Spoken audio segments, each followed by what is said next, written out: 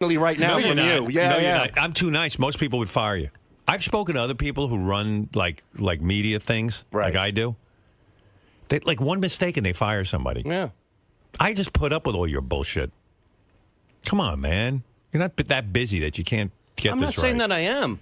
I'm just saying that. Would the word bureau just blow smoke out of your head? Bureau. Yeah, how come you can spell that? Because I can fucking spell. No, you can't. Yes, I can. You can't spell receiver. I just did. I know I screwed it up there. It's because I work too fast. I'm jittery. Well, stop it. I know. I'm on beta blockers now because of that. Oh, good. Yes. Whatever that is, you could double your dose. Triple it. Beta blockers? What kind of shit are you on now? I don't know. I need to be on cyanide with you. What are you on? Beta blockers? Yeah, I'm what on is beta. that? Propylethylene or some shit like that. Don't look at me. That I'm not fucking smelling. Propylethylene. He doesn't even know what he's taking. Because I have the shakes and stuff. Yeah, what is that? It's just my nerves. It's just a neurosis. What are you nervous about? You. Me? I hardly talk to you. Listen back to this later. You'll see why I'm nervous. I'm nervous because I got a computer system filled with misspells. I have a tendency to act without thinking. That's what I think this is one of the situation here. But I'm aware of it. And now You're like putting your foreskin on Twitter. Now you're going to get thrown off. He finally got on Twitter. Right. Yeah. First thing he tweets, he gets a warning from Twitter. Who gets thrown off of Twitter? I know you have girls with fire hydrants up their asses. That's fine. Me, I show them the tip of my penis, and Is that it's like not allowed? I'm like the Frankenstein monster. It's allowed, but apparently a few people were so repulsed that they reported it. Oh. People are having their breakfast. They see my anteater. They're not happy. Right. But whatever. But I take these beta blockers because they help calm me down because I have the jitters and the shakes, and I act impulsively. But is beta blocker a thing a doctor prescribes? Or, yes, a doctor did prescribe it. And can you imagine what doctor he goes to even? I can't even. It's a wonderful doctor. Imagine. He's and he looked at your handshake and he goes, "I just take some beta blockers." He's a Palestinian from Miami. Is he? He's a good guy. He's a good guy. A lot of my guys shakes. Got the pace too. Yeah. What's his problem? He's just all fucked up. It's a normal thing that runs in the family. It's called essential tremors. Right. So That's probably what Sal has. Yeah, exactly. Same thing. And you can take pills or let it go. I don't really care. Yeah. My dad has it so bad when he picks up a soup spoon, it just flies all over the place. Yeah. He can't, Well, if you were my son, I'd shake too. Thank you. I'd be nervous every minute. Well, now that I'm aware of the issue, and hopefully I put you at ease a little bit. Well, you have not. But please get it right. You need a beta blocker because you should be rest assured that I will fix everything. Is that what the guy said? You have essential tremors? Essential tremors, yeah. Why are they essential? What does that mean, essential tremors? I don't know. That's a bad name for it because it doesn't seem to be essential. Spell essential. ESSENTIAL. You're a great speller. You're an amazing fucking speller. Essential. You can't even spell essential. ESS. You're fucking retarded. Oh, maybe one S. One S for All right, go ahead. Let's hear the new spelling now. All right, we're up to spelling number 1. Let's go to number 2. Essential. I would think essential. Go ahead. ESSENTIAL. Oh, ASCENTIAL. All right, that's second. All right, you got that wrong. Go ahead, try again. ESENTIAL. All right, that's 3. Go ahead now for number 4. And finally, essential. ACIENTAL. All right, that's 4. Let's keep going. Essential. Now you're up to ASIE. I mean, it's fucking wacky what's in your head. Well, essential's There's a tough nothing one. in there, man. Essential. And you're in tough. charge of putting shit into my computer, and I keep you on. Dude, 1 out of 5. You are not allowed near I got the computer. foreign, I got bureau, I got a lot of... Does Richard know how to spell? Can you hand your work over to him and let him put he spells great. But I'm a good speller. How would you know if he spells great? Yeah, you're asking the wrong guy. Who is a guy, Gary, can Richard spell? Sure. I know he has a higher IQ. Did you hear that spelling of essential? Essential. ESENTIAL. I would think. Maybe 2 N. ESSENNTIAL. No, you're up to 6 now. 6 spellings. You still haven't gotten it right. Yeah.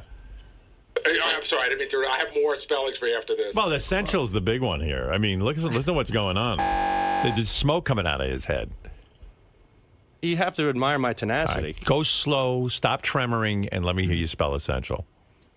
Do it slow and think it through. Essential is like I mean, I really see ESS. I definitely see that. ESSEN. Essential. ESSENTIAL. I mean, that's how I. Yeah, that's okay. my final. All right. Well, that's okay. Can you spell it for me? Yeah, I do. You got it. You got it. That's the first one that I said. No, I don't know. You said something else. You threw a couple other doozies in there. See, and it just took me a little time. You got me a little nervous. Explain that to me. I really want to learn. No, I'm being serious. I'm listening now. I don't think I am. You're very passive aggressive. Yeah, how do I do that? I mean, well, I'm not aware of it. Well, I mean, I'm trying to be open. No, I'm not. Because conversations that we have off the air always turn into a whole different tone on the air. Right.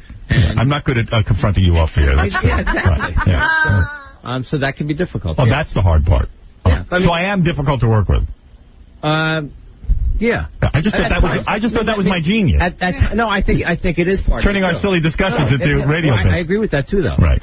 I think that is part of the genius, but yeah, it can be. But it can be difficult. It can be a pain in the neck. Yes. It comes as a shock to me. I thought I was delightful to work with. Like they ever I swear. hear that you're going to be involved in something, and anybody thinks, "Oh, this is great." They go, "Oh, we got to talk." See, I always thought Tom was difficult to work with. I didn't realize it was me. I may be too, right.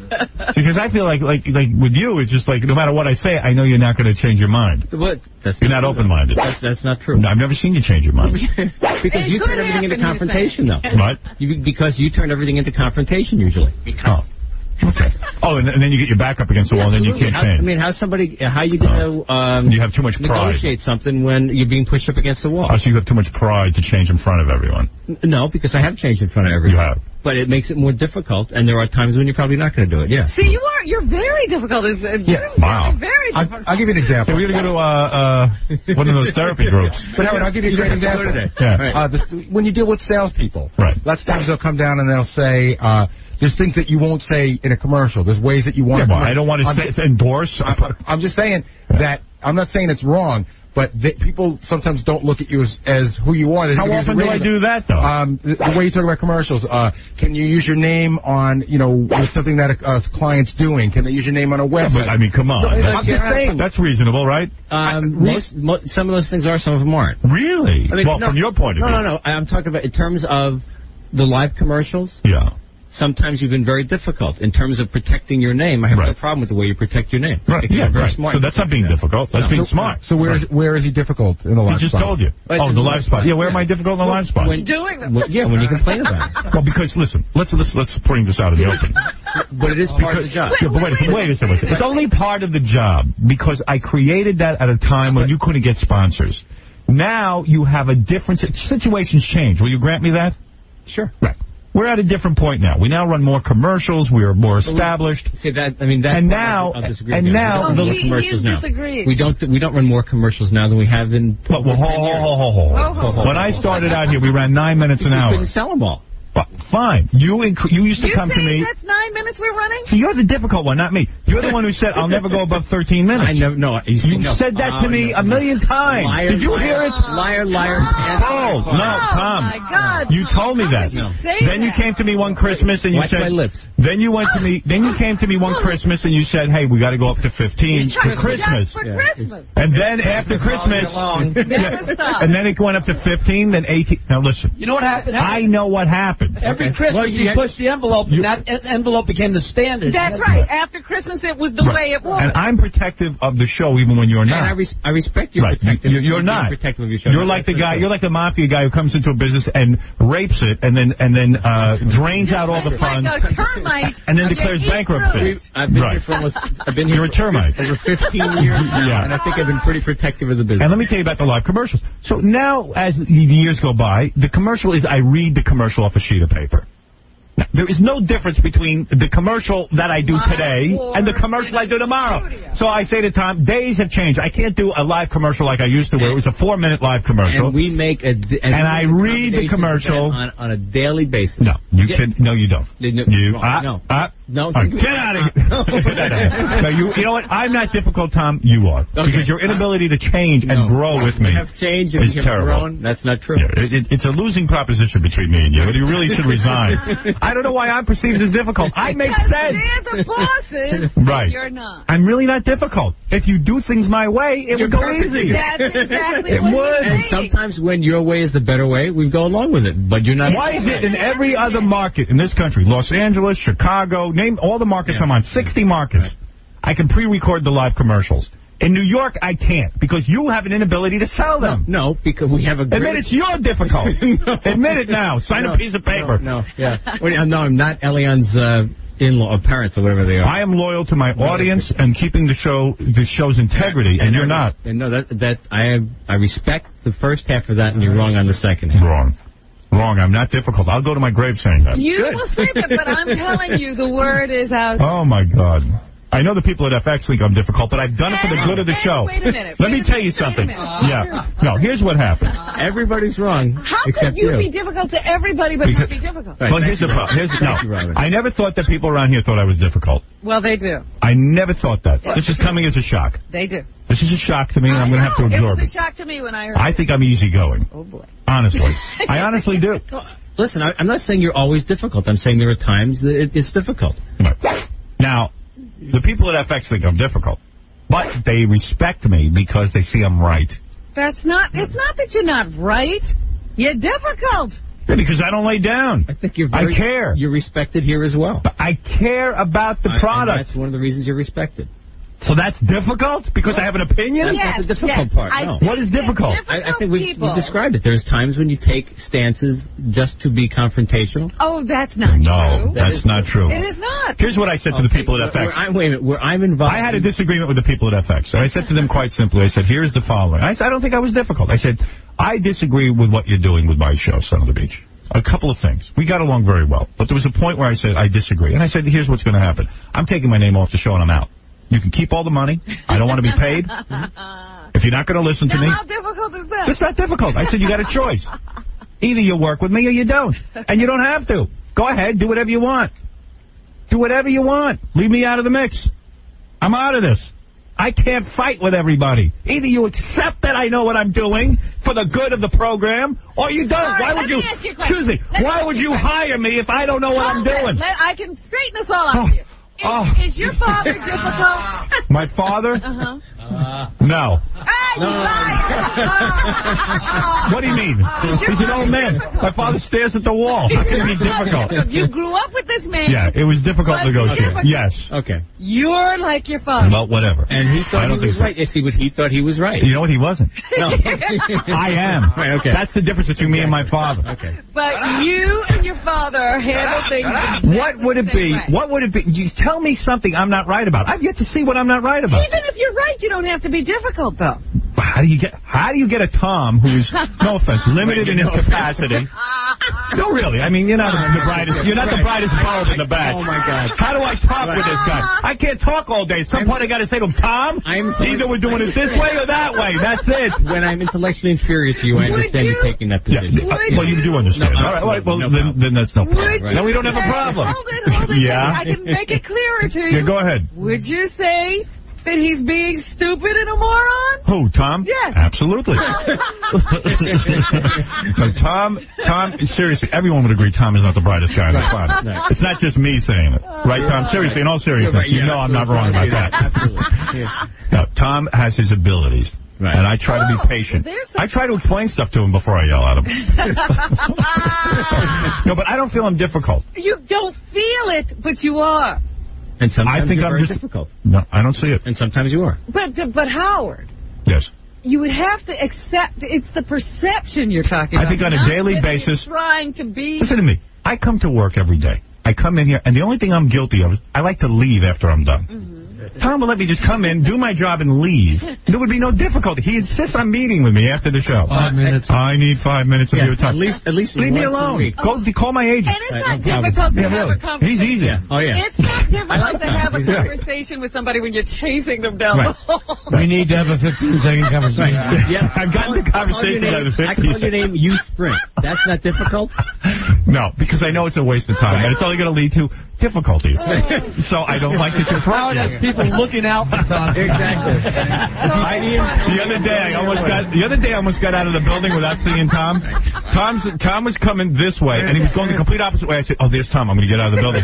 He suddenly has eyes in the back of his head. I got to admit, and he goes, "Howard, that's you, Howard!" And I just ran. I am persistent. I don't want to hear it. Right. I don't want to hear it.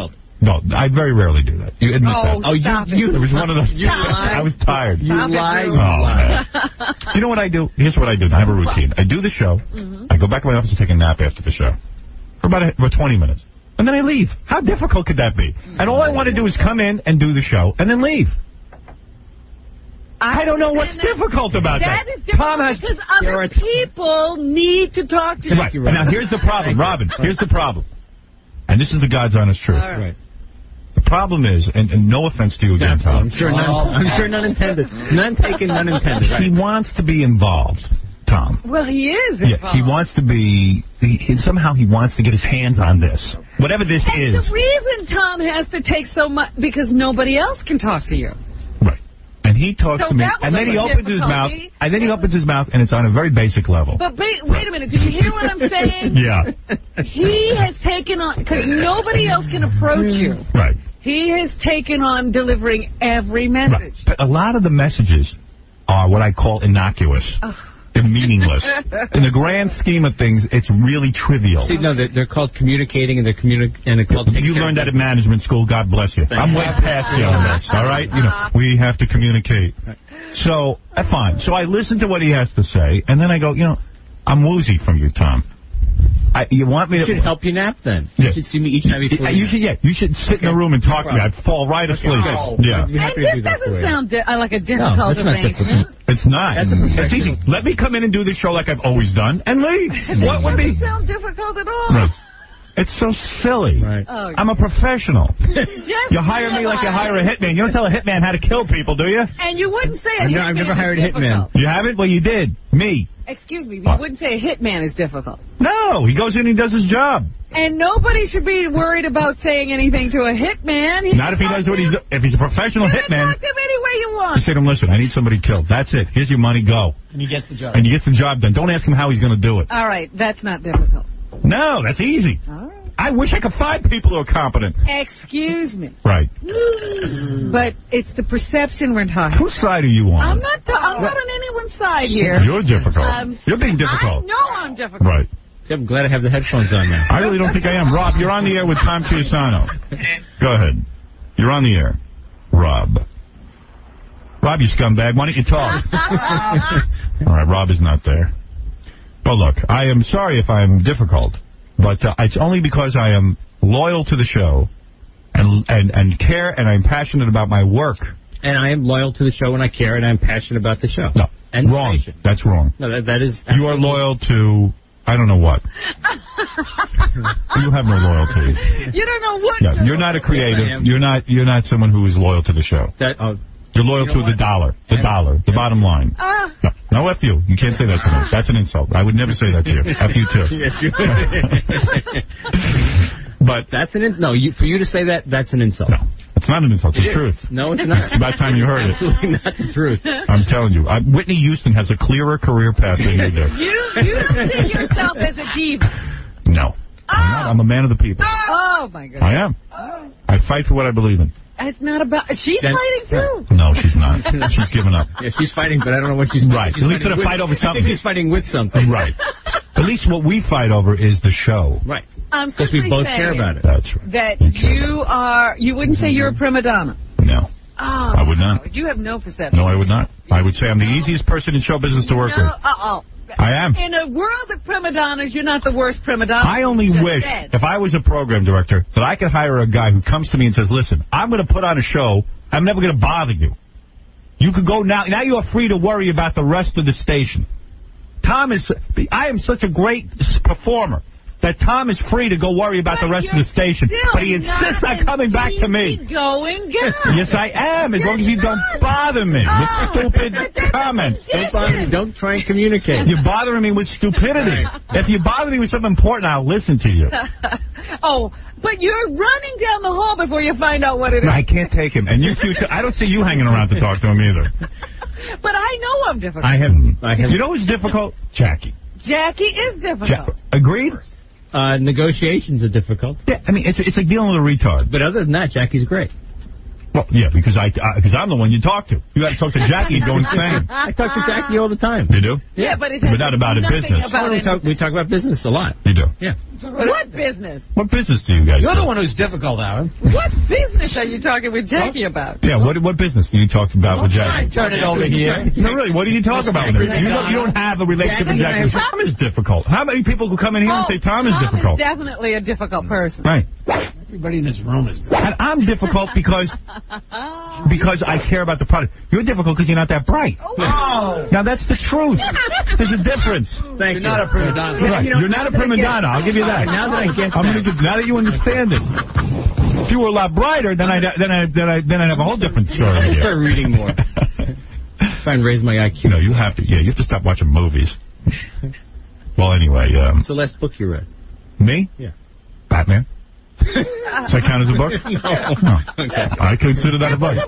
Well, what'd you read? I just read Great Book, Great Gates of Fire. Yeah, you know why you need to read books? Why? Because you can't come up with thoughts on your own, so you have to be entertained by someone. I'm telling you, that's why. I don't need a book. I got a book going on right now in my head. I'm creating as we speak. Right, Robin? That's right. You got nothing going on up there. You need to be constantly entertained. What book was this? Gates of Fire. Is that big print or little print? Pictures? Are there pictures? There's no pictures. You're a very bright guy. I don't take that away from you. I know you're smart. I know you're smart. Listen, everybody in the station knows how bright you are. No punchline. Everyone knows how bright you are. Listen. You know what? The thing is that you two are on two different tracks. We are. He's on the business track. I'm into business. You're on the creative. No, I see. You are into business. I am a business. I like the business end. Business, but business is secondary to art, though. Business serves the art. Right. His business serves the business. Right. You understand the difference? And why I need to be difficult? I'm not that bright. Of course I don't understand. You don't even understand what Robin just said. I'm not that between you and me, I don't even understand what Robin just said. All right? We both got lost on that. Now I may have to agree with you. I think I wish I were brighter than I understand. All right. I wish I was brighter, too. All right. Thank you, Tom Chisano. Obviously, we have our differences. Always my pleasure. I didn't know you thought of me as difficult. The question was, where are you difficult? I always thought you thought I was easygoing. I'm shocked to learn this. No, I'm shocked. It's easy to deal with somebody who runs away from you. No, that was one time I ran. That's not one. The one time you got caught. Yeah, but he didn't know about the other time. Oh, no, I know. He just thought I left the building. Oh, no, you think, yeah. He's seen the smoke. Road runner. Right. I don't want to talk to you anymore. No it wouldn't be difficult. I know where you live. I'm shocked that... Ask the E people if you're difficult. To them, they love me. Are you kidding me? No. Ask them if you're difficult. I guarantee you they'll say I'm not. All right. Who would you want to ask? Anybody. Scott DePace? Scott DePace. Robin Razinski? Robin Razinski. Come on in and tell everyone. I really don't think I am. Don't ask them. Really? Especially Scott, don't ask him. Robin, do you think I'm difficult? Not one bit. I mean, I'm easygoing. Can I leave them? First of all, Robin is so... Let me tell you the difference between Tom and Robin Razinski, all right? First of all, because Tom's a man, you give him more credibility. This woman is the executive producer. Wait a second. Who does that? All of you. Wait. This woman, Robin Razinski, standing right here, is the... Are you the executive producer of my television show? Supervisor. Whatever you are. Her title straight? I don't know what she is. She is so good at her job that we don't even have to have any problems. You don't have to discuss anything with her. The woman goes in. She knows. I've explained to her one time. I don't even think more than once. I've explained to her. She sits out. She understands what should be in the show, what shouldn't be in the show. Her sensibility is right in line with mine. She handles the business. She handles the editing. She handles everything. This woman... Who gives her less credibility? People give him more credibility as a man. She should be running the radio station. He should be fired, and she should be running the radio station. But because she's a woman, they don't let her. Well, maybe they don't know her. They should get to know her. And they should fire Tom and make Robin Razinski the general manager. Yeah. I mean it. She should be doing everything. Me and Neil Smith, right? No. Neil Smith's a nice guy. Him I get along with. Do you understand what I'm saying? No, of course I don't. I'm not. You know why she doesn't find me difficult? Because she's bright. All right. Who does find you difficult? Go ahead, Scott. Go ahead. Why am I difficult? No, listen. I'm not considered difficult. I do think that 3 years ago... Go ahead. Explain it to me and I won't rebut. 3 years ago, we had a little rift maybe between us. You didn't like some of the camera angles, the lighting. you're putting a lot of blame on us. And all I said to you in that meeting was, where did you graduate college? I said, what credentials do you have to direct a television show? How dare you? And my thought was, what credentials do you have to know lighting? You know, so that's where I look at my big nose on TV and know the lights look wrong. That's how I know. So then I do. You got to light that thing properly. I do feel that, you know, you start seeing your therapist, and you've been a lot better. Really? Yeah, I do see a big change. Do you really? Yes. Yes. Very much so. I think. I like what you do. I don't have a problem with you. You know, I'm surprised to hear you say I'm difficult. I don't think I've talked to you more than 2 times. That's easy. That's what's great about me. I don't bother anybody. I assume if you were hired, you know how to do your job. Until I see differently, you're not going to hear from me. Until Tom. I look at all the raw footage. You're doing a fine job. How am I difficult? I put you in there to direct, and then I look at it and I go, the guy's doing a good job. How hard is that? You see, they won't even tell you how difficult you are. That's how difficult you are. Now, wait, can I say... Well, Tom at least got some balls to tell me how difficult I am. Can I say one last thing? Yeah. I'm not difficult. This is going to probably... All right, go ahead, say it. You know, say it, please. I'll let you, and I won't rebut. Recently, there was a little thing where, you know, I'm trying to increase the values of the show here, so we have a handheld camera guy who we want to bring in here for certain shows.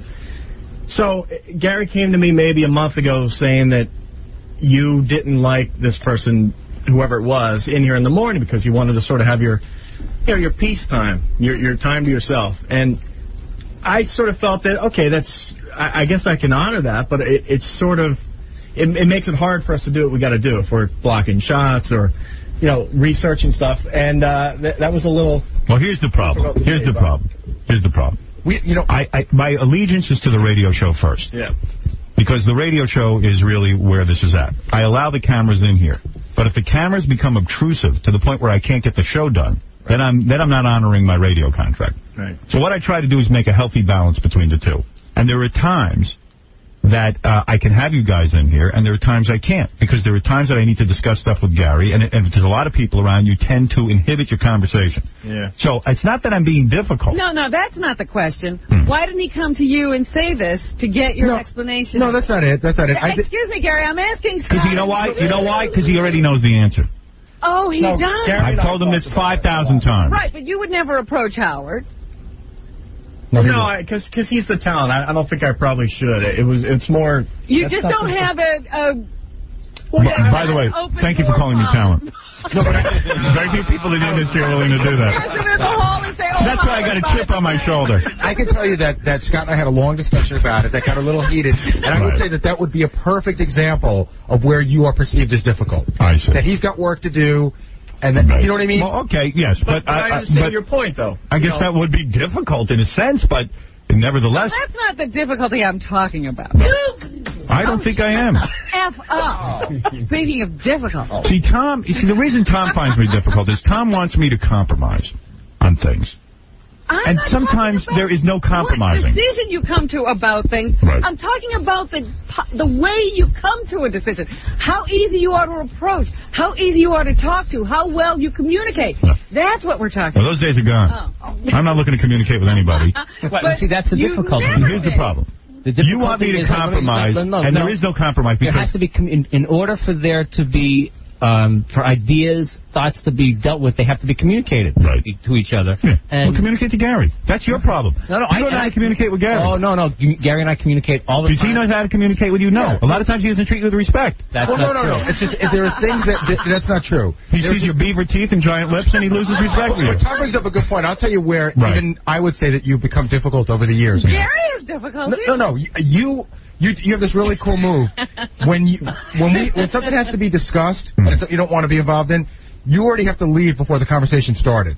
And sometimes you have to have that conversation while somebody's walking out the door with you. Do you know what I mean? Like it's very difficult to sit you down and talk to you these days. Yes. Well, that's intentional. Yeah, no, we know that. And that's difficult. You all bore me. It would be because you're difficult.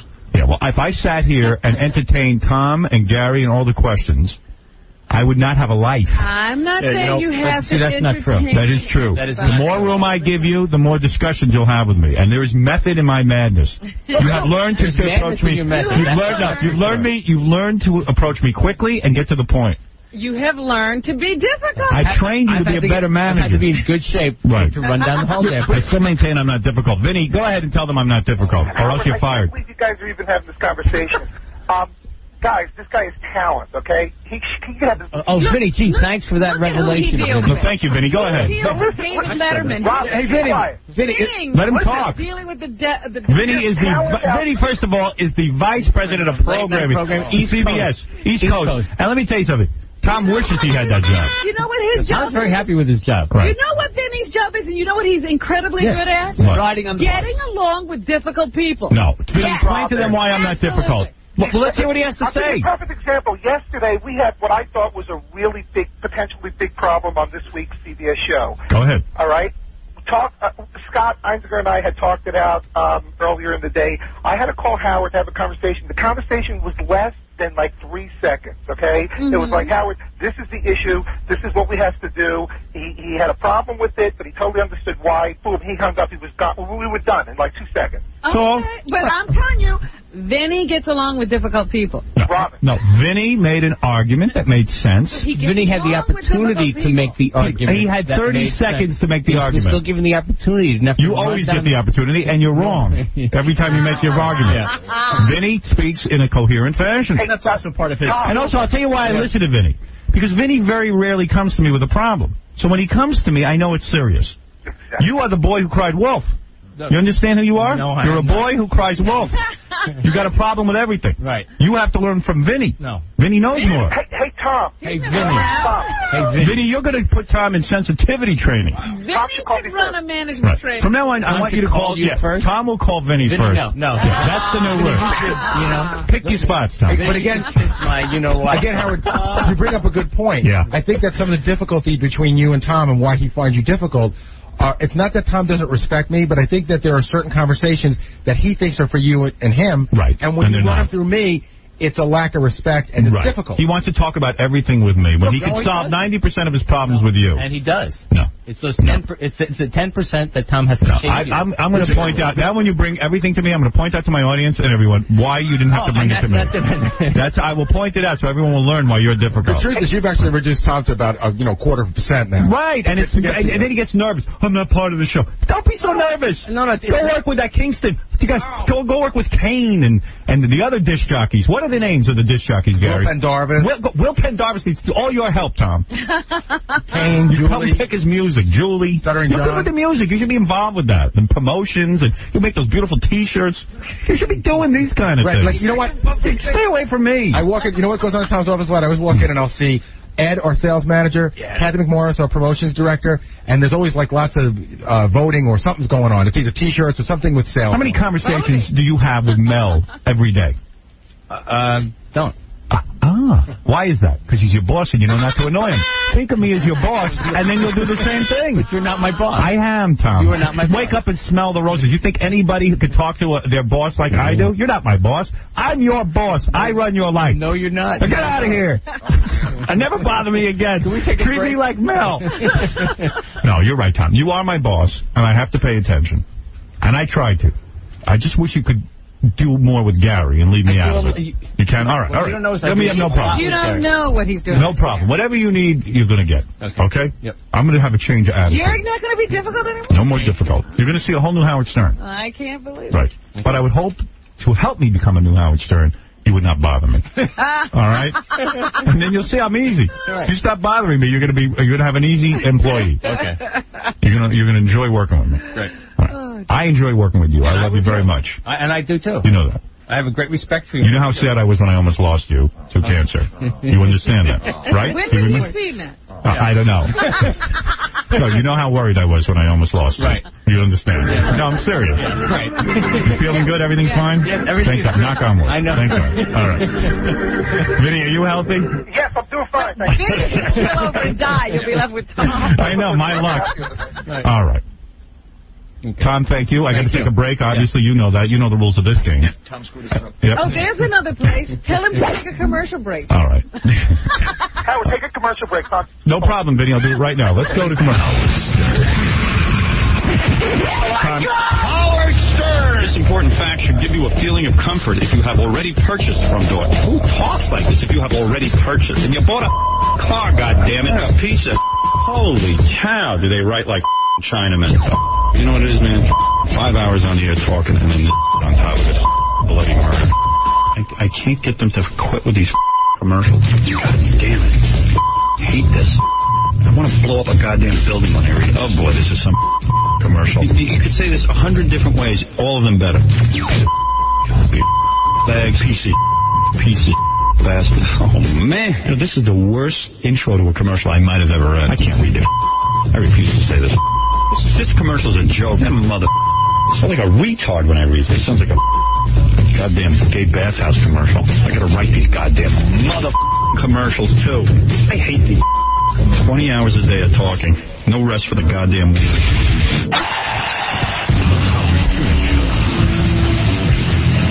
Jackie, way too many Heineken Martling is for filthy Oleo CDs and cassettes at Sam Goodies or call 1-800-323-KING.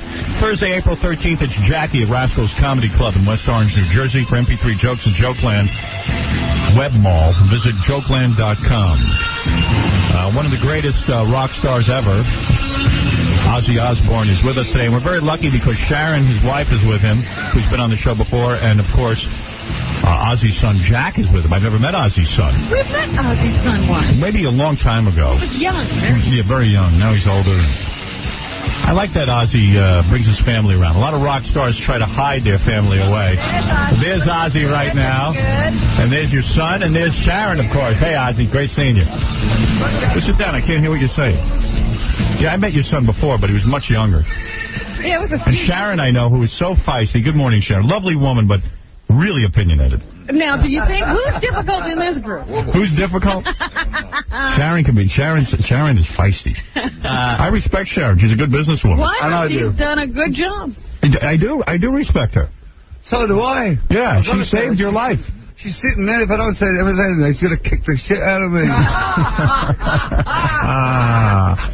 Ozzy, it's always great seeing you. You look fabulous. Thank you. And, I was shocked to read that, Robin asked me on the air the other day, she said, how much money, and by the way, hello to your son, Jack. Hello. Yeah, oh, wow, your voice got deep. Should you be saying this in front of Jack? Maybe I shouldn't say this in front of Jack. You don't discuss how much money you have in front of Jack, do you? I don't know myself. You better ask the wife. Right. Sharon is in charge of all business. Absolutely. I was shocked to read that Ozzy, who has been a rock star and a legend for so long, Robin said to me, how much do you think Ozzy is worth? And I said, easily. I could say it now and the estimates would go up. Yeah, I'd say easily $150 million. Look at your son smiling. He's like, God, this is great. You hit the Gene lottery. He's going to start crushing light bulbs in my omelet in the morning. Right. He wants to get rid of you. I mean, your dad's a wealthy man, right? Yeah. Okay. I'm so lucky you never have to work. Oh, you don't know what a joy that is. You're going to have a great life. You could be an artist. What are they grooming you for? Yeah, what do you want to be when you grow up? I want to be a drummer. You want to be a drummer? Fine, go be it. You can be a drummer. Forget the drums and go for the chicks. That's right. But, Sharon. Yes. Robin said, Ozzy's worth easily $150 million. And Robin said, well, he's worth a lot of money. It was $48 million. That's what they listed in the paper. And that's because why? Because she spends it all. She does.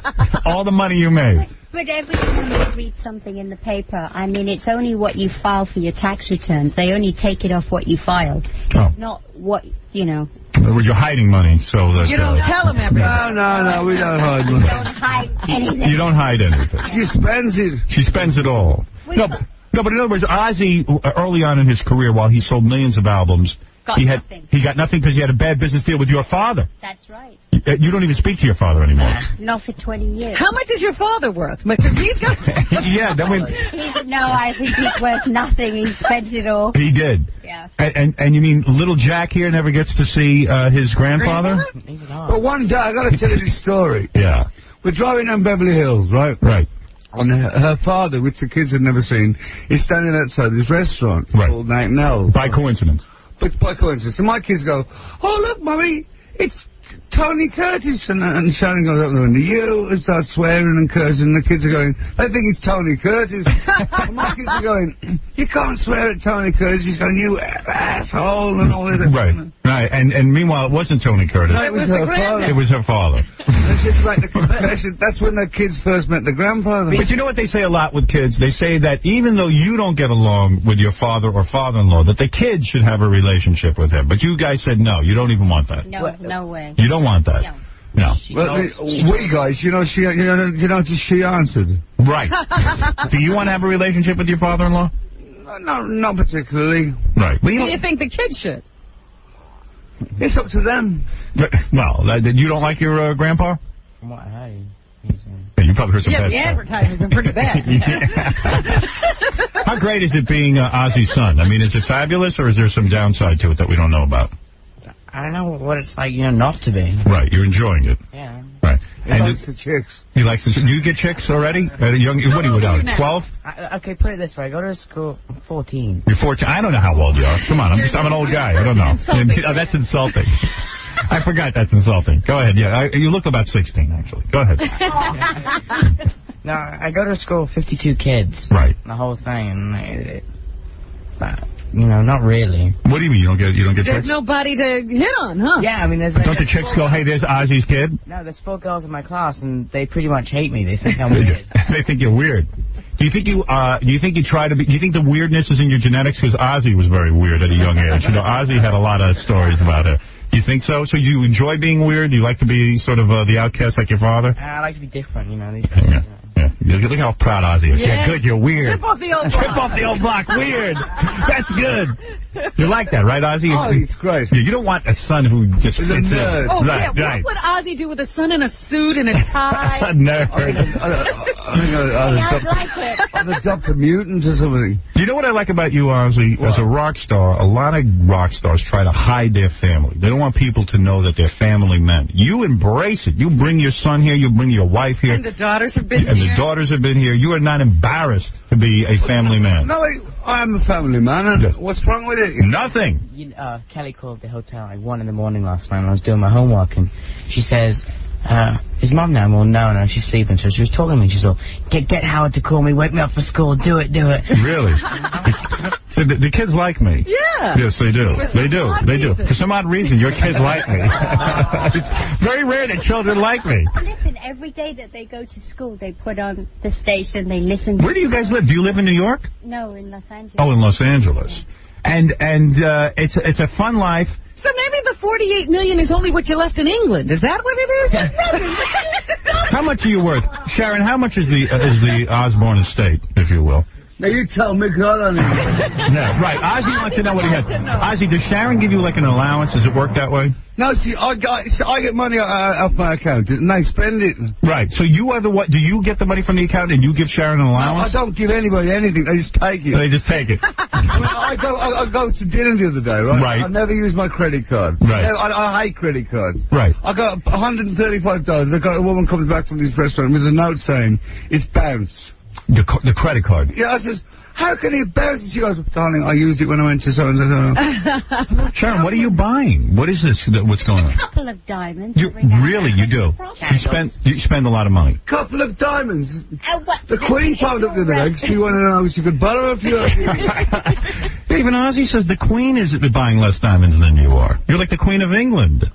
This is outrageous. Ozzy, do you resent everyone spending all your money? Absolutely. You do. I'm not getting any younger, and Yeah, I find it kind of odd that every day I would get up and go to work, and my wife and kids would be spending. I had a problem with that. I mean, it is kind of work harder than me. She works. Sharon works. She's a worker. That's all the time. She's got that big punch bag, outside. Right. But you are the guy who goes out there and performs and writes the songs and all that stuff. But she does a lot of work too. Right. It's a team. And Jack must have a great lifestyle as your son. He must have a beautiful room. You must have computers. I got the smallest room in the house. You do. And but it's a mansion. It's a mansion.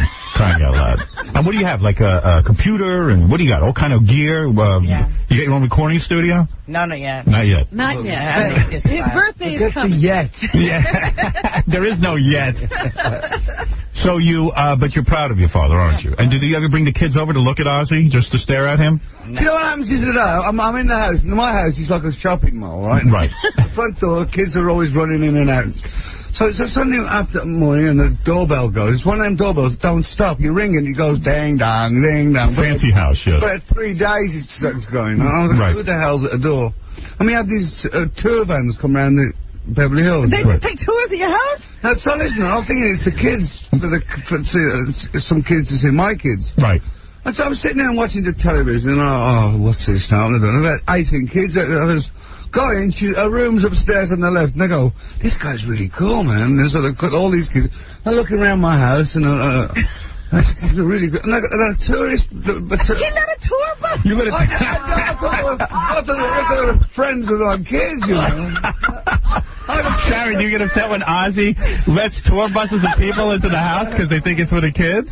That's funny. I'm standing there, my jockey shorts, stretching my ass. What a great story. It's true. Really? This guy goes, he even wants us to go up and see his daughter in bed. That's funny. Never a dull moment. No. It's really, Sharon, don't you think sometimes it's like almost like the Munsters, your family life? Remember the TV show The Munsters? Yes. Where everybody's an oddball and yet you don't even realize it. What is it, Gary? Funny that you mentioned that. Ozzy, I heard an interesting story about you. Is this true? Do you live next door to Pat Boone? Yeah. Do you throw dog dew into his yard? Yeah, I got an old Pat Boone record sent to my house and happy birthday, Ozzy. Thanks for the fertilizer. So you take all your dog crap and you just throw it into his yard? I don't. Yes, he does. Look, he's Sharon does it? Sharon, you do it. Would I ever do that? Sharon, why would you do that to Pat Boone? Dog crap? No. You're very sophisticated. No, you would never do that. I get the kids to do it. Yeah? Jack, does that go on at your house? Your mom throws the dog dew onto Pat Boone's lawn? I don't know, I'm sleeping. You do. You don't even pay attention. We do. And also, my kids got his phone number. He's in the directory. Right. So my kids get the phone number, and my daughter calls, and he goes, Pat Boone's office. She goes, liar, it's your house. Yeah, all fancy with his office. Oh, that's good. Why don't you send a tourist over to Pat Boone's house? There you go. That would be That's what I seen Japanese tourists. No, Sunday is a good day for the Japanese. It's always the Japanese bus on a Sunday outside the house. And are you teaching Jack here that he is going to have to grow up and earn a living? A lot of wealthy people say to their kids, listen, we're cutting you off. You're going to have to go out and earn a living. Well, he wants a kit of drums, and he's got to do his semester this year before he gets anything. But didn't you warn him that the life of a drummer, first of all, the drummer is the one guy in the band you don't want to be because he's always replacing. Gets nothing. And you want to be a drummer. Yeah. You do. Mm-hmm. And despite what your father's telling you about the business, you don't care. He's a front guy, man. Yeah. Be like Ozzy. Get up there and sing. I can't sing. No, nobody can. No. Doesn't matter nowadays. Yeah. Doesn't matter if you could sing. Just get up there. So, even with your dad's wild past, have you sheltered the kids, Ozzy? Have you told them that you're a Harvard professor or anything like that, or do you tell them the truth?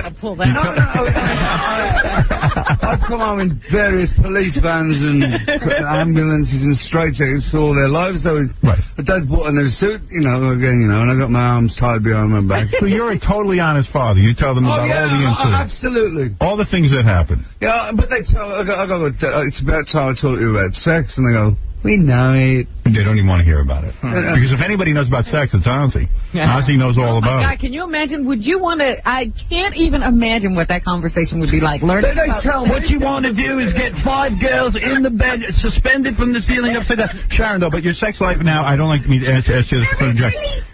Oh, okay, ask you in front of it. But you and Ozzy now have this sex, but you try to keep that from the kids, I would hope. You never walk in on your parents. The thing is, you walk in my daughter's room, they go, get out. We're in the bathroom sitting on the counter, and they walk straight in, They don't even care. Jack, you haven't caught your parents making love, have you? No, but Kelly has. Yeah. And she goes, I'm disgusted. You are humping. Well, because you realize your parents have to make love. That's part of being married. They don't. They go, you're just pissed off because you can't do it anymore. They think you're too old to do it. After 40, we might as well shoot ourselves in the head. Right, yeah. Well, I mean, you're a very youthful couple. Come on, let's be honest. You are not an old-type couple. Look at this. No, you're not. Ozzy, you still have needs, don't you? What? You still have needs, right? Yeah. Of course. Sharon has to take care of that. I'll tell you what. I'll try to do what's that pill? Viagra? I tried the Viagra thing. It's a great sleeping pill for my wife. I got an erection and she went to sleep. Well, what'd you do with it? You walked around the house like that? I played tense all night. So you do not use the Viagra on a regular basis? No. You don't need it? Don't need He doesn't need it. Because Ozzy has my wife says I'm oversexed. Right, you are. You are oversexed. Yeah. But you are on all that medication. You're not on any medication now. Yeah. Oh, you are? Everything. Still. But you're still able to maintain an arousal. Oh, yeah. Yes. Nothing could. Nothing stops that. I mean, my head can be like a watermelon, but the works down there are on. Poor Sharon. She goes to me, you're oversexed. I says, yeah, and underlaid, you know. Sharon, you're not giving Ozzy what he needs as a man? I get a lot of headaches. You do. Yeah, it's amazing. You're not attracted to the great Ozzy Osbourne? I mean, there are millions of women who want Ozzy. I know. Does that bother you in a way, Ozzy, that here the millions of women want you and Sharon's getting headaches? Yeah, well, I'm having... Sometimes I do have thoughts. Right. But then I quickly go to think of that 48 million. Yeah, right. Sharon would empty out the bank account. You know that. In a heartbeat. Right. You know that. I'll be sitting on a park bench. It would be horrible. Ozzy Osbourne on a park bench. But, Jack, you worry... Howard, this is his line. I need nothing. I need one room, I need a TV, and a life cycle. You can take everything. Just give me my life cycle and TV. You know what? Take the life cycle. Take the life cycle and the TV. He doesn't even deserve that. It's a scary thought, isn't it? I know. I mean, you get married, you work your butt up all your life, and then they go, I don't want you anymore. And they take your dough, your house, everything. Your soul, your birth certificate, your everything. Do you love Ozzy? I adore him. You adore Ozzy. Absolutely. Jack, do your parents fight a lot in the house? What? They have, like, disagreements more Daddy than fight. has tantrums. Yeah, he has, like, little hissy fits. He does, because he's an artiste. He's allowed to. Yeah, you know. Right. Oh, he has the hissy I fit. suppose you're wife of the year, yeah? No, when your parents fight... We have a mouthly with a blowtorch. No, do you think that your father is the difficult one in the relationship? In other words, he has all these needs and he's like a big baby and stuff? Like, do you guys have to pretty much raise him? Yes, he's great. He's great in the mornings. I'm not going to say what he says. Right. My kids swear and curse around the house. Well, where'd they learn that from? I mean, there's nothing wrong with that. So what? We've all heard those words before, right? Of course. But in other words, your mother is the rational businesswoman, and then Ozzy runs around and Ozzy goes off. And he's the artiste. He's allowed to do whatever he wants, like a child, and everyone has to put up with it. Is that it? Exactly. Right. You lying bastard. So, Jack, you ever get resentful that you have to be a father to Ozzy in a way? Does it ever bug you that your father gets to behave like a child? You should see him when Jack tells his dad off. He goes, now, you just cannot be doing this. And you come in and you go, now, what's wrong with this picture? Right. Why should... Ozzy's supposed to be telling Jack off. He's lecturing Jack. Right. Ozzy sat there looking all sad. And I'm sorry, Jack. Last year, Dad didn't want to do, when his toy was coming out, he didn't want to do the convention to, like, go and announce it to the press. And he was all, like, being miserable and everything, you know, yelling. I just want to... You say, hey, Dad, get to work. Yeah. Stop being a baby. They spend all the dough. Right. You've got to work. What's the point of having it if you can't spend it? That's what I say. What's the point of having me if you can't The whole point of money is spending it. That's right. Yeah, but the deal is you got to, save some for the rainy day. Right. Kids who don't... wants to be the richest It's man called in the catalog. graveyard? But wait a second. I'm going to be in the graveyard before I'm the richest man. Ozzy is right, and I'll tell you why. Come on. As a man who supports a family and has to do all of that, I get up in the morning, every morning, 4 o'clock in the morning. I work hard. I'm beat. I know that I am aging because I have to get up so early, and I'm worried about the show, and I got to create 20 other shows and all this. But and they think Ozzy's going out and having a good time. It's not really that hard. You guys think Ozzy's out there on stage having fun. But at this point, Ozzy's done this a billion times. I know he's... Darling, I'm gonna, when I die, they'll put me out like this. No. The point is, right. So the last thing Ozzy does. The point is that this is work for you at this point. Work. It's a lot of work. It's a lot of pressure. Your voice has to be on. Yeah. You got to have new songs. You got to have your band together. People fight all the time. You do a lively show. You just can't. You would rather sit home at this point and relax and maybe read and watch some TV or do whatever you want to do. No, don't do that. I like go out and play. Do whatever you want. Yeah, play golf. Right. Me playing golf now. What am I talking about? No, but you know what I mean. There's a million other things you'd rather be doing at this point because you've worked hard. Maybe not so much pressure. I'd like to have more of a choice in what I do. Exactly. So then you come home and you find out the kids have been out having a party. You're only worth $48 million. Your wife bought a bunch of diamonds, and then you look at the bottom line and you go, I'm worth $48 million. I made like $3 billion. What do you mean $48 million? Well, you can live nicely on $48 million. You would like to think there'd be a huge pile of dough at the end of the day. I like to click my fingers and go, grapes. Right. Do you feel Sharon should be... that's a good point. Don't you think Sharon should be more subservient, more attentive, like constantly feeding you and doing things? If she gets any more subservient, she does. 4 more. She does? You feel your mom is attentive? My wife's a great cook. She is. Is she a horrible cook? She don't cook. She doesn't cook. She's bought 5,000 kitchens and never cooks in one of them. Yeah, let me ask you a question about that. We still have the plastic inside our oven. You do. Sharon, get close to that microphone. Guys, can you fix the microphone properly for me, please? There it is. That's good. Okay, because I don't want to miss what you have to say. Ozzy, you're absolutely right. In other words, when you come home and you've done a big tour, it would be nice to think if your wife would cook a nice meal. Do they run No, because I'll be all in bed when she cooks a meal. But you know what I'm saying? It would be nice. When she does a turkey, she leaves the plastic on the damn thing. Sharon, you're not a big cook. No. Right. So would you like, because you earn all this money, you give a great lifestyle to your wife and children, would you like them to be cooking for you? And you know, my girls don't pick up a crust. They don't pick up a damn thing. They don't? Does it bother you?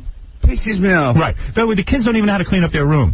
They won't even pick up the dog crap. Right. You got to hire somebody to do all that. Absolutely. Why can't the kids have chores? Because I don't know. You're supporting them. Let them support you. And Right. are there allowances, or do they just get whatever they want? They just mug me every morning. Right. Yeah, all the money goes right out. I'll get like a couple of grand, put it in my bag, and I go and buy a cup of coffee, and I got no dough, like change. Right. You always run an allowance. You can't find anything. I'll give the... my daughter, she goes, you owe me $1,000. I go, how come I owe you $1,000? She says, well, I haven't been paid for 5 weeks. I go, I'm allowed $200 a week.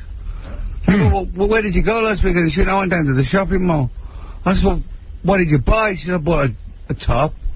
How did you pay for it? Mum paid for it. But her mum, she cons her mum, gets a allowance off me. And then gets cash from you? Yeah. Wow.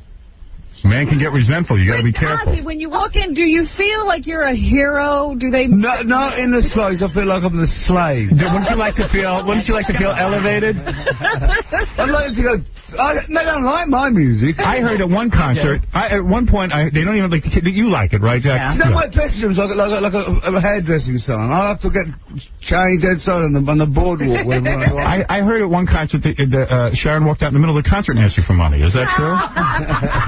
That's not right. They're all sitting in my dressing room. You know them catalogs you can send away. Wow.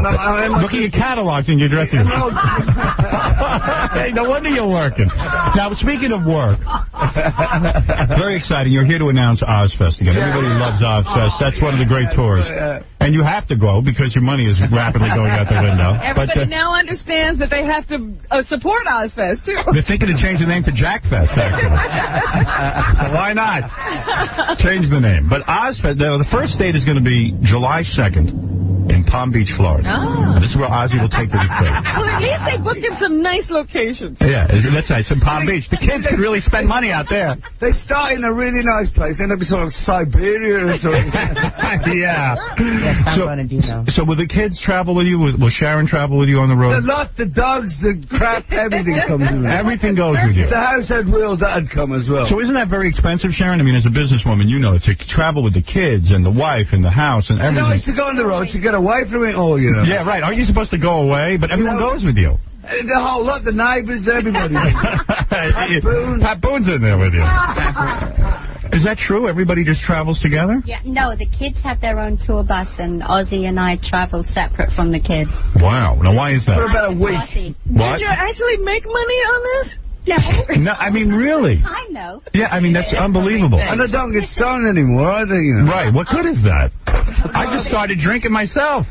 By the time the dogs finish crapping on the floor of every hotel and we have to buy new carpet in every hotel we're in, we with diamonds in. Nothing. I don't understand the tour, though. In other words, my dogs crap with diamonds in their toes. Really? I believe that. I went through this phase of buying a whole bunch of BB guns, like the plastic BBs. And I shot the BBs everywhere, all over the house. And Mum walks into my room. It was like, I don't know, 6:30. And she goes, look at this. There's a whole bunch of BBs in the dog crap. The dogs are eating the BBs. But, Jack, so you go on. This must be exciting for you, to be on the road. In other words, you have a tour bus. Mm-hmm. And your mom and dad are in the front bus. And then you have your own separate bus with the other kids? Mm-hmm. Yeah. And you have your own room on the bus? Did you take friends? Yeah, they take And you take friends on tour? What a dad you are, man.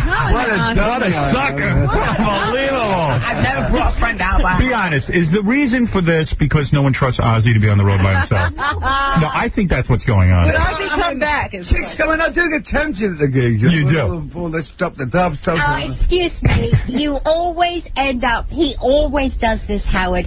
Ozzy is like, never likes to look at anyone because he knows I'll give him a left hook if he looks at anyone. Right. Hey, but don't look anywhere you give me a left hook. Every tour, he'll bring somebody up on stage, and he always brings the tour slut. Right. Just a slut. Right. You haven't got a tour, He's a rock star. He's supposed to do that. It's always the tour slut. He brought this one girl up, and he gave her a kiss and hugged her, and she'd been around the whole crew. No. I kissed you afterwards, She was so going you out. can talk. She was having sex with one of the midgets. Really? That was fun, that was. I like that. That was A good. midget named Kyle was like this big with this like really skanky That was woman. maybe on my knees. And did you want, and Ozzy, you wanted her? Sometimes you get tempted. You wanted to have Yeah, sex. but I have these tours, but then I think of a left foot up my ass. You're right, yeah. So, Sharon, you run a tight ship. That's why you're on the tour. You want to make sure Ozzy doesn't stray. Right. And if you have the kids there, they'll yell at him as well. They're like police, the kids. Poor Ozzy. So, He's a good guy. He's full of crap. He doesn't look at anyone. is that right? I mean, I'm blind. I'm Ray Charles. Sharon is the warden on the tour because she has to keep you in line. No, but Sharon, you're right. I'm in the company as the organizer. Right. If you allow Ozzy to go off on tour by himself, he could get into trouble. There's a certain amount of reality to that. He'd get lost. He would. He would. You would lose him because he. And Ozzy, you like having the family around on tour? No. But you have no say. I have no say, son. Absolutely, Howard. I have no say. It's almost like you're a prisoner. She goes, you're not moving enough. Work that side of the stage. So, you know, one of them big tunnels they do. You are the victim this morning. The what? Not the victim. He is the victim. He thinks he's not the victim? He's not. I'm not the victim. Full of crap. What are we doing days off, darling? Stay in our room. No, we go around shopping malls all day long. Yeah, at least you get out. The exercise. The exercise. You need exercise, Ozzy. What a nightmare. I'm jumping around on stage like a lunatic for chairs, and I need a day off for an exercise. You want to relax and your wife drags you out to shopping malls? No. How do you go to a shopping mall? You're Ozzy Osbourne. I mean, I've seen one of them like Hannibal the Cannibal masks. You have to disguise yourself because you're Ozzy. Jackson, yes, you know, and... So, Jack, you feel your father, this is how he behaves at home, and your poor mother has to keep him in line. Is that right? Yeah. All right. Well, now I get the whole point. Well, this is amazing. Hey, by the way, you know, you talk about fans who love Ozzy. And I know everyone will be going to Ozfest. Yes. Let me get the date straight. July 2nd in Palm Beach. Who's on Ozfest? Yeah, who is on Ozfest? Yeah. Jack. Ozzy. Go ahead, Jack. It starts off Dad, Pantera, Godsmack, Static X, Incubus, Methods of Mayhem, Wow. Queens of the Stone Age. That's the main. Then the second stage. Second stage? Wow. Look at Ozzy going, boy, my son knows a lot. Hey, Thank God you got your son. That guy who wants to be a millionaire. Yeah, Ozzy had no idea. You had no idea who was on Ozzy. I just got me in a bunch of bands. Right. Second stage is Ministry, Kitty headlining. Taproot. Then Taproot. Slaves on Dope. Come on. Now for the $1 million, what cologne do they wear? Come on. Come on. Jack, you're not going to get the business. Oh. Your father's going to give you all his money if you just get it right. What am I missing? Probably good. What about me? What's Jennifer's band? Oh, Pump Jack. Well, we know you. We know you're They there. said you first, Ozzy. They didn't forget you. Yeah, what about Dad? Well, yeah, we said our lovely daddy. Right. Who we love. I'm going to puke. So this is very exciting. And speaking of fans, there is a woman who wrote us a letter. Is that right? Oh, nice. And she said, no, wait a second, Sharon. She wrote us a letter and said, Her dream is to meet Ozzy.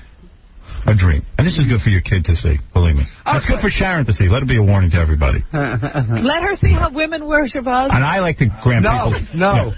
You don't want her to see that. Let the woman at least come in and say a few words. Her dream was to address you and see you. In fact, she's afraid she's going to cry. She's afraid she's going to cry. Right? No. It's a legitimate letter. I've never even seen the woman before. This is just a fan. We don't Put her up at the podium. For once, let a fan meet you. It's not a joke. She's always mean. No, I know, but you know what I mean on the show. Oh, here she is. Beautiful girl. Hi. Go ahead. Come up to the... Oh, she's crying. Get every tear on camera. And yeah. Oh, wow. Ozzy's going... Ozzy's up. So much. Oh, look at this. Oh. Ozzy, she could have been let out of a mental institution. No. You love... let me interview you for a second. You are... what is your name, Alexis? Alexis. You love Ozzy. I love Ozzy. How long have you been in love with Ozzy? Since you're a little girl? Yeah. Right. And now you're a woman. I can see by your chest you're an absolute... I mean, are those real? No, they're of course not. There's nothing that big on this planet that's real. But you're a beautiful woman, and this Ozzy is what to you? God? He is God. He is. Oh, if you only knew. Really? That's very nice of you. Thank you. Tell my wife that. I love you. Yeah, do you see how Ozzy's suffering? Have you heard this? Sharon, wouldn't it be fair for you to greet Ozzy every morning with tears in your eyes like this? I mean, to help him out. Really? I greet her with the same too, which is bet my credit card. Right. But Jack, you see how this woman idolizes your father? Maybe you should... Wait a second. We can't hear that. You going around like a crowd and all this fest saying hi to everyone, you know? Who does? What? What are you talking about? Who wants the crowd here? I do. You guys need to look at the breasts. No? You lies. This girl's crying. Ozzy's fighting with his family. It's the greatest thing I ever saw. But you really... Why do you adore Ozzy Osbourne? Talk to us about it. Okay. Ozzy, I have learned so many valuable lessons from your music. You've been such an inspiration to me. You have helped me get over so many things in my life. Like what? Like what? I lost my mom when I was a very young girl. Ozzy probably killed her. No. Salad, man. He did not, Howard. Put her head off. Oh, go ahead. Yes, you lost your... I didn't mean to interrupt a sensitive moment. Ozzy's like, Ozzy, what is going on? And Goodbye to Romance is my favorite song. Thank you very much. You're welcome. And when I listen to that, it helps me let go of painful things. And you've taught me to keep going. No matter when you're down, you just keep getting up. And you have taught me that. Well, thank you very much. Oh, that was very nice. Wow, Ozzy. Even Sharon's looking at Ozzy differently. Sharon's starting to appreciate Ozzy. Look at this. Jack, you see that? You know why I did this? I wanted the family to see the adulation. You know what they're saying to them? We gotta go listen to that song. Yeah. Jack's like, I never listened to that song. Sharon's like, maybe I should listen to it too. I'm a kid. Maybe we should listen to that. And then pat them tour buses. But this is good for you to have this adulation because... Well, you know, it's kind of flattering. Of course it is. Of course. Even after all these years. Let me talk to Jack for a second. You could probably nail this broad. You understand what I'm saying? You have to change anything, like your subject. Jack, let me tell you something. Your father can't have sex with her, but you could. You understand? You would have sex with Ozzy's son, right? Hey, look, my mother's here. Don't worry about it. Never mind your mother. I'm trying to get you... and I love Sharon and Ozzy, and Howard, it wouldn't be right. It wouldn't be right? It wouldn't be right. 2 years it'll be right. Yeah, right. That's not a no. It would If you work the situation, you could probably get some. Well, anyway, you are a beautiful woman, Alexis, and I'm glad we made your dream come true. Thank you, and thank you so much for letting me meet Ozzy. What are you telling him, Sharon? To go give her a big hug. He just did. Let's go give her another one. Another? What is this, his bar mitzvah? What? Another hug. Sharon, he does whatever you say. Ozzy, you don't have to do what Sharon says. There we go. Sharon, you orchestrate everything, right? What's a big suck? Sharon, let me ask you a question. You're a bully. Let Jack hug her, too. Jack, go over and hug her. Go ahead. Oh, Jack. Oh. Those are D cups, Jack. You owe me. Why? Go ahead. Here goes Jack. He's going to hug her. Go ahead. Kiss her. That's it. Yeah. Rub up against her. You're smart. Let the kid have some fun. 14 years old. Yeah, what is it, Gary?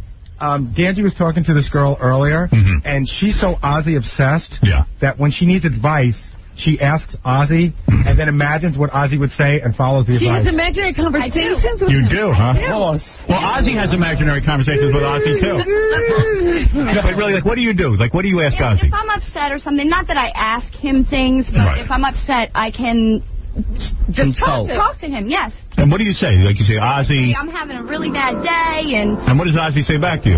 He goes, I'm having a bad day, too. Everyone's using my credit card. Howard, it's not that he says anything back to me. Right. It's just that I can... You know Ozzy's there with you. Right, Ozzy's everywhere. Yes. Well, let me tell you. I have a whole room in my house. It's my Ozzy shrine. Really? My What's in Ozzy there? worshiping That's temple. like invented. Posters and memorabilia, concert tickets. Everything. Well, listen, that's very beautiful, and I think you should seek advice and help. That's all right. Casey, lock her up in the green room. All right, thank you very much. There goes Alexis, the #1 Ozzy fan. Wow. Do you take your top off at Ozzy's concerts? Do you whip it off? You do. That's why she got the breast. Thank you. That's good. Smart move.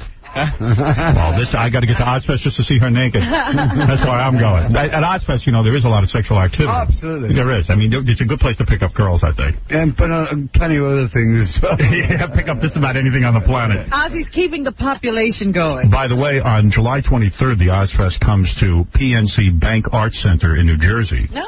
Which is a great place to go hang out. And it's a whole day of music. It's a festival, really. Yeah. It really has survived. A lot of the festivals have gone. Yeah, coming on. But this will be a great summer event where you can go out and hang out and see all these bands and enjoy Ozfest, which is great.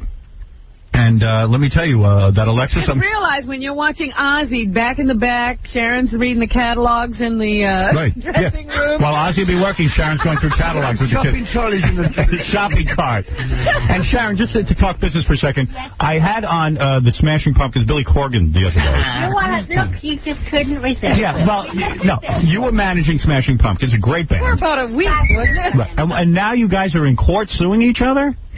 What is going on, Sharon? Look, I resigned, and I resigned in such a way that, I busted Billy's balls. Right. What I did. And he had to do something. What's the guy going to do? No, well, you I said... busted his balls. But they were driving you crazy, though, weren't they? Yeah. They were. In what way? Billy was. Billy was driving you crazy. Why? What does Billy do? I meet him. He seems to be... He's a lovely guy. Jack, don't. Jack, go ahead. What is that, Jack? He's a lovely guy. Socially, he's a really, really great guy. But in business, it was difficult. Yeah, he's difficult. But he doesn't listen like Ozzy does. Ozzy's a beaten man. Ozzy's a beaten man. I'm going to go back to bed, man. No, I'm just kidding with you. I'm Give me my medication. Yeah. But anyway, it's great. You have a beautiful family. You do. You do. It's great to see a kid who can speak up and be part of the family and not be told to shut up every minute. I'm the one to be told to shut up. Right. I like that dad is the one to be told to shut up. It's a nice family. This is going to be a great impression on my fans. I think I'm the Prince of Darkness. Yeah. Finally tamed. Yeah. The Prince of Darkness I'll has go been... back in the cage afterwards. Feed me! Right. But, Sharon, you are a beautiful woman and a wonderful woman, and I always love having you on the show. Jack, it's great to see you growing up to be a strong young man. The way you hugged that girl over there, I can see you're going to follow right in your father's footsteps. Yes, that's my boy! And Ozzy, I love you. I know, thank you. And the world loves you, and I cannot wait to see Ozfest. I will be coming this summer to watch you perform at Ozfest. Okay. I will be. And I'm going to stay backstage with Sharon, go through the catalog, see if I can pick up a few items. And that'll be fun. Anyway, thank you. The great Ozzy Osbourne, Sharon and Jack, and we'll be back right after these words. This town needs an enema. The Howard Stern Show.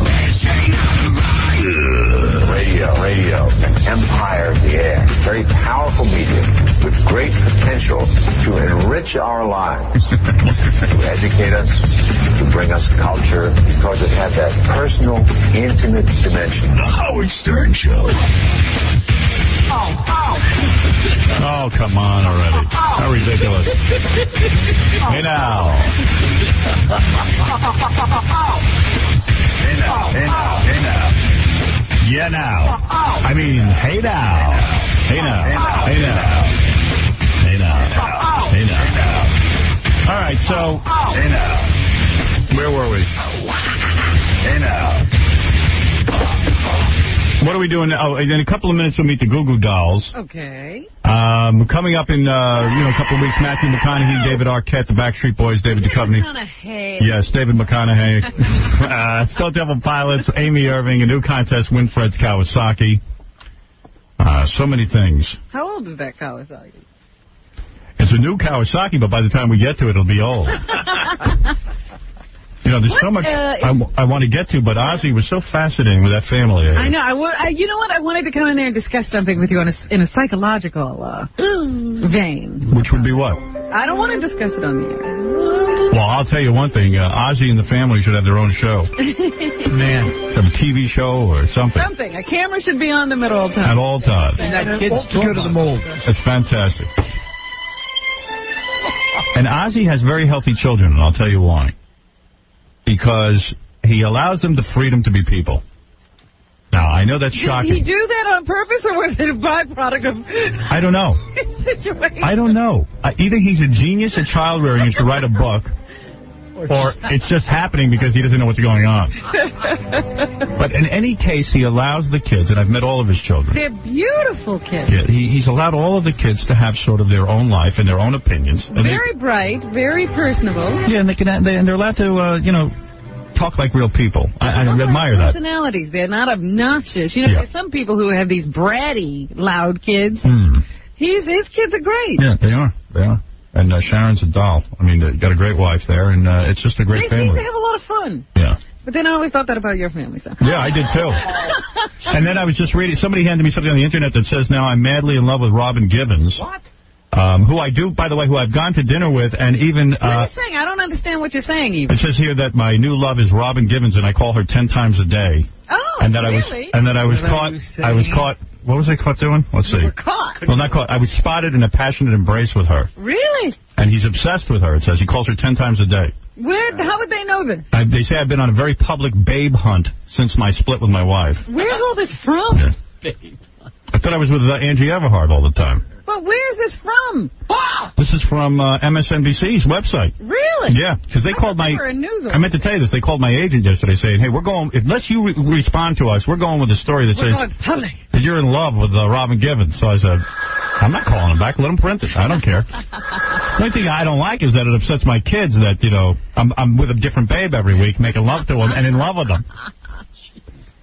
But, no, I know Robin. In fact, Robin was over at the apartment the other night with 30 people, including Jackie the Joke Man Martling and her sister and a whole bunch of other people that we know, assorted people. But you were caught in an embrace, so. I wish. And, in fact, myself and my agent, Don Buckwell, we have a meeting with her next week about business, not about doing her. Although we both want to double team her, I'm sure. Oh, really? Monkey business. Because she's a beautiful woman. And she happens to be a nice woman. And, but I'm not in love. No? No. You're here to say that? No. Mr. 10cc, I'm not in love. I'm in love with you. And don't forget it. But she's a great woman. I like her a lot. She is a terrific woman, but... what can I tell you? It's odd to me. Stop these rumors. If you start responding to them, it'll only fuel the fire. That's what I say. Look at Ozzy. Tons of rumors about him. None of them true. Honestly. What are we doing? Wait a minute. I was thinking about this. I said, you saw Jerry Seinfeld yesterday? Yes, I did. So it could have been after he was visiting the obstetrician. That's right. Could have been. I don't know. Did he look pregnant? Right. But I'm here to say I'm playing the field. I want all women to be in an embrace with me. The door is still open. Yeah, the door is open, ladies. You could see you in an embrace with someone else.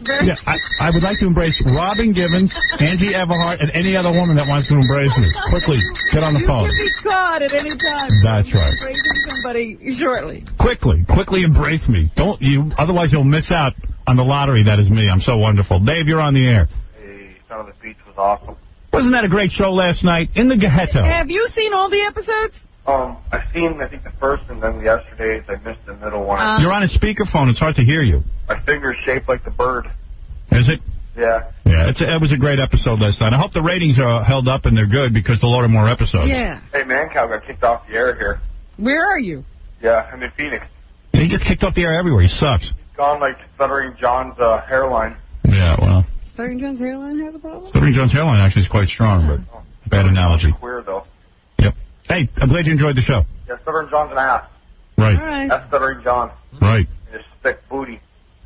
Okay. Wonder what this guy, boy, that guy had a beef. Yeah, with Stuttering John, I guess. Mm-hmm. I'm a nice guy. Goo Goo Dolls will be performing in a minute. There's tape of the Oscars? There is? Gary said something about there being an interesting interview with Pat Boone. Oh, yeah. We sent, I'm glad you brought that. I got so much tape here, I even forget about what I have. You're on the air. Let me get that tape ready. Yeah, go ahead. Yeah, you want to play a quick game? All right. I'll choose between Name That Kennedy or Who's Older Than Jackie. Everybody. You mean nobody? Intriguing idea. Who's older than Jackie? All right, I'll play Who's Older with Jackie if you stump me. Oh, come on. If you stump me, I'll give you tickets to the 10th annual Rainforest concert at Carnegie Hall on April 13th featuring Sting, Billy Joel, Elton John, and many more. The tickets called 212-247-7800. Go ahead. Okay, the first one, Angelica Houston. Is she older or younger? Older.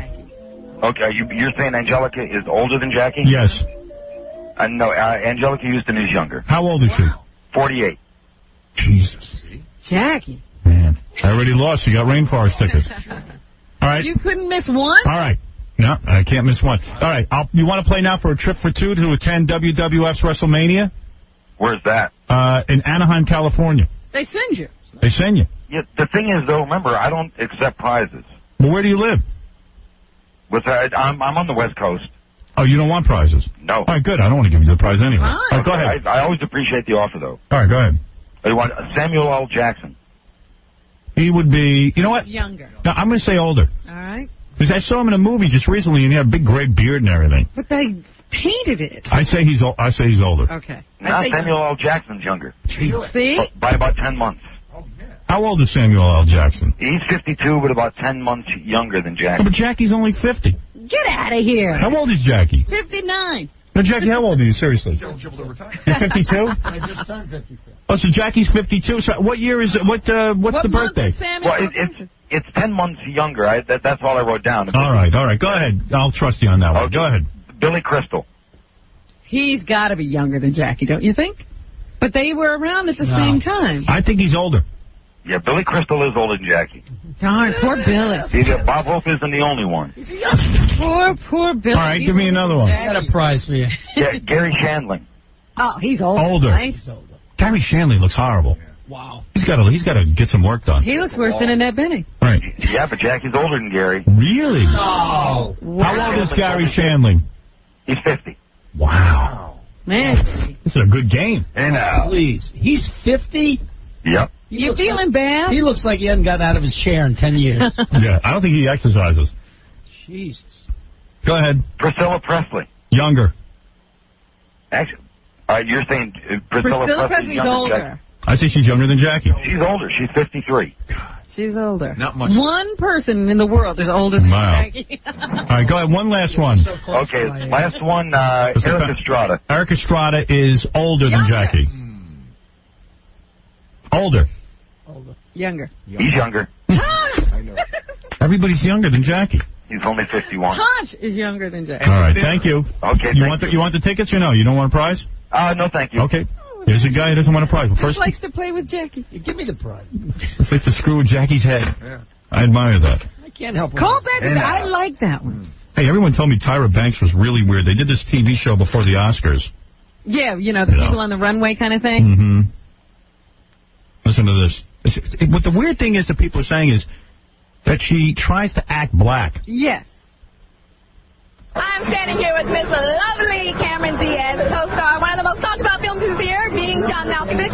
Now, Miss Thing, that was an unglamorous role. Now, were you worried about that? Girlfriend? Now, Miss Thing. Miss Thing? What's Miss Thing? That's like would she go to black school? She reminds me of Jamaica St. Croix in Son of the Beach. Like, in other words, it's a goof. She has to act black. And Absolutely. Like you're looking at her and you know this doesn't fit. Mm-hmm. But there she goes, talking I'm that standing here with a very nice lady, and of course she is very beautiful, Miss Ashley Judd, the star of last year's big box office smash, Double Jeopardy. So tell me, girl, what are you wearing tonight? We both kind of matching with this Tell me, girl. going on. Not to mention our connection. Tell me, girl, we got it all going on. With this purple thing going on. Oh, my God. Tell me what you wear. Yo, yo. Yo, yo, yo. Canary diamonds. We have our canary diamonds. You got to show those. We're all matching with that, too. Yeah, we got canary diamonds, but we're talking black. I'd be down with that. You know who my favorite personality is? The guy on the Rosie O'Donnell show who's the band leader. I love this guy. This is your favorite guy. You have mentioned this before. He's got the best gig. You know, as scared as afraid of as I was of Screech, I am more afraid of that guy. Because all he does is go, yeah, Oh, yeah. yeah, oh, yeah, oh, yeah. Yeah. So here's like 30 seconds from the show the other day. Where he's go, yeah. How are you? Oh, my gosh, Ally McBeal.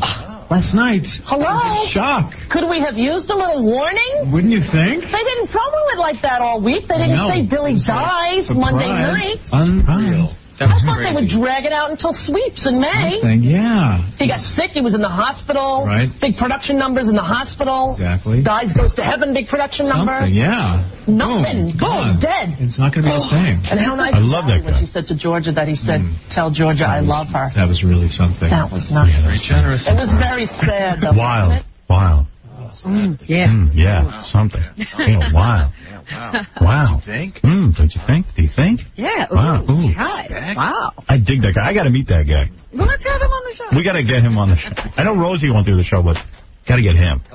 He's got to do it. He should start doing his own appearances. He should have his own show. That guy. You think? You think? Exactly. Wow. Exactly. Everything is like one word with him. Yeah. Wow. Surprise. Surprise. Gary Garver went to the Oscar award show. He got a hold of the following people. Now, some of these are from Oscar parties, actually. Oh, okay. All right. Richard Dreyfuss he ran into, who was a very famous actor. Oscar winner. Oscar winner, that's right. What do you win for, Robin? Denny Kravitz? Right. Was it? No, Goodbye Girl. In fact, he was the youngest man to ever win and Best Actor Oscar. Younger than Jackie? Yes. Absolutely. He's younger. No way. Here we go. Please. How you doing, Richard? How you doing? If you weren't in show business, what would you be doing? I'd be doing what you were doing. I'd be interviewing people. You'd be working for Howard Stern asking dopey questions? Yeah, I'd have to work for Howard Stern. Business. I'd probably be a history teacher. Why is the press so afraid of Tom Cruise?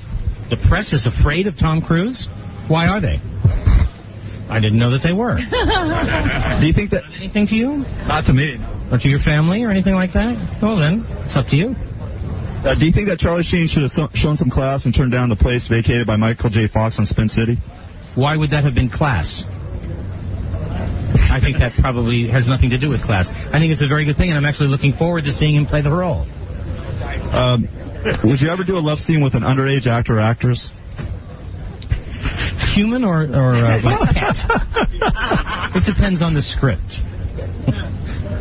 Do you think Jack Nicholson sleepwalk his way through his parts these days? I think Jack Nicholson is a great actor, and he's a much better writer than the writer of these questions. I'll see you later. Do you think it's time to forgive O.J. yet? Pardon me? Do you think it's time to forgive O.J.? I like all kinds of juice. Grapefruit juice, apple juice. I don't have O.J. O.J. All right, Gary Garver interviewed, and we got to take a break before the Goo Goo Dolls are set up, right? Yeah, okay, we'll do that in a second, but let me just do these interviews. What is it? No, I was going to help you. Morton Downey? Yeah. Now, where was Morton Downey? He wasn't anywhere near the Oscars. Did he receive an Oscar? This was the weirdest party, Robin, except for Richard Dreyfuss. It was like Gary Coleman, and it was, Pat Boone? What was Richard Dreyfuss doing? Robert Guillaume, you know, people like that. Benson was there? Yeah, but Morton Downey was there. Was he a waiter, or? Well, I think he's finally actually sick. He is sick, huh? You know what? He's having more, I think they removed more lungs. Yeah, he's having breathing trouble. You can tell from the interview. Let me hear that. This is Gary Garver with Morton Downey Jr. How you doing, Mort? How are you? Let's save a flagging career here now. Okay. Is it yours? Yeah, who's having the flagging career? Tax him. Right. Isn't it always? I don't know. How would you have This is beautiful. Of course. What did you expect? I don't know. Some ugly dog on my arm? Yeah, actually. How would you like to have seen John Rocker punished for his biased statements? How did I like what? How would you like to see John Rocker punished for his biased statements? I would give him the cold shoulder for a full year. Let's see how tough he is when nobody on his team or other teams will even acknowledge the fact that kind of slime exists. Why is the press so afraid of Tom Cruise? I don't think they are. I don't think the press is afraid of Tom Cruise. I don't even think his wife is. Do you think that Charlie Sheen should have shown some class and turned down the place vacated by Michael J. Fox on Spin City? No. What class is class? I can tell you. He's happy to be interviewed. Class. He's in the business of acting. He's in the business of getting jobs. He's in the business of creating a whole new character. Michael J. Fox liked it. Can I ask you one more? Sure. Go ahead. Let me ask you one more. It's never even occurred to him these are weird questions. Who cares? No, I don't. Do you think Hilary Swank did a good job playing a dyke in Boys Don't Cry? I don't know what a dyke is. Really? The last one I saw was in Holland. Thanks a lot, Mort. Morton Downey checking in. Wow. Kind of feeling bad for him. Wow. Might be time to revive that death pool. He hates that when we do that. Oh, good as well. You tell Howard Stern I'm going to live. I'll be there at his funeral. I'll be at his funeral. That might be Morton Downey's last interview. Oh, I'll do 2 words. Do 2 more words. Then I'll do 2 more words. I think he's older than Jackie. He's older than Jackie. It doesn't matter.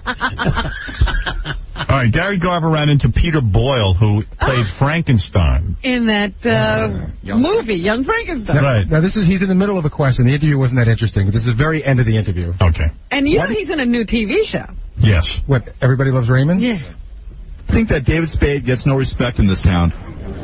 I don't even think of that at all. I mean, I'm worried about my own respect. I mean, why did David Spade gets respect? Does he have a persecution problem? Really? So. Did he tell you to ask that? No. Do you work for David Spade? I work for Howard Stern. Oh, you really do. Bye. Whoa. Peter Boyle. Not a fan. Not a fan. Me, angry. I don't even care that he doesn't like me, but one of the best movies ever made was a movie called Joe. Yeah. And he was the star of that, and he was great. He's a great actor. Here's Pat Boone with Gary Garver. Pat Boone. Have you ever had a supernatural experience? Oh, sure. Supernatural experience. We did an exorcism on Rock Hudson. No, the supernatural experiences with very little talent. This man became a star. Yes, of course. I made a deal with Satan. Experiences, sure. Miraculous healings, and actually, of course, I think the greatest supernatural experience is salvation. And so my name's been written in the Lamb's Book of Life. Oh, boy. That's the greatest miracle of all. Ozzy was telling me, Ozzy and Sharon Osbourne were telling me that they live next door to Pat Boone. Sometimes they get his mail, and it's all like religious mail. Yeah, from different churches and organizations. Lots of Christian coalitions. Yeah, a lot of Christian stuff going on there. Ozzy just keeps dumping dog doing to the guy's backyard. He can't get rid of Ozzy. No. That's his neighbor. Long live Ozzy. How powerful can Christ be if you can't get rid of Ozzy? Right. Ozzy moves in. That Jerry Seinfeld has a clause prohibiting the sale of his property to Jews? No. What? Jerry is Jewish. What are you talking about? Have you ever had an orgasm in public? No. No. Thanks a lot, Pat. Okay. All right. So there we learned something. All right, look, the Goo Goo Dolls are here. They're going to do one of their hit songs. Slide. And they're a bunch of good guys. They've been on the show before. We had the gay dance party when they were here the last time. It was great. I know. Fred was playing a little bit of that earlier this morning, and the guy laughs through the whole song. He can't. Yeah. We're not doing anything gay this time with them, are we? Unless you're going to just be with each other. Yeah. I had this one gay thing, but I couldn't get it Fred, lined you want to up. have a dance? Sure, why not? What? I had this one gay thing lined up, but I couldn't pull it together. Right. Who was Fred dancing with that day? Wasn't it David Spade? Jon Stewart. He was with Jon Stewart. He got to dance with a celebrity. That's great. I forget who I danced with. I think I danced with Gay Jack. Ramone, wasn't it? Oh, Gay Ramone, yeah. Oh, I got Jackie. You danced with me. We passed each other around. Yeah. And I remember some guy tried to, Jackie was in a thong, and some guy tried to pull Jackie's thong to the side and enter him. He was double teamed. That was funny. I never saw you jump so high. You're a homophobe. Who knew a 60-year-old could move that I got to tell you something. Nothing makes you feel worse about yourself than seeing Casey in a thong. Like he walked in and I go, you know what? Why do I even go to the He actually gym? belongs Right. there, yes. Hey, Jackie, are you going to sound like Morton Downey in like 2 years? What? Kim, Rodney.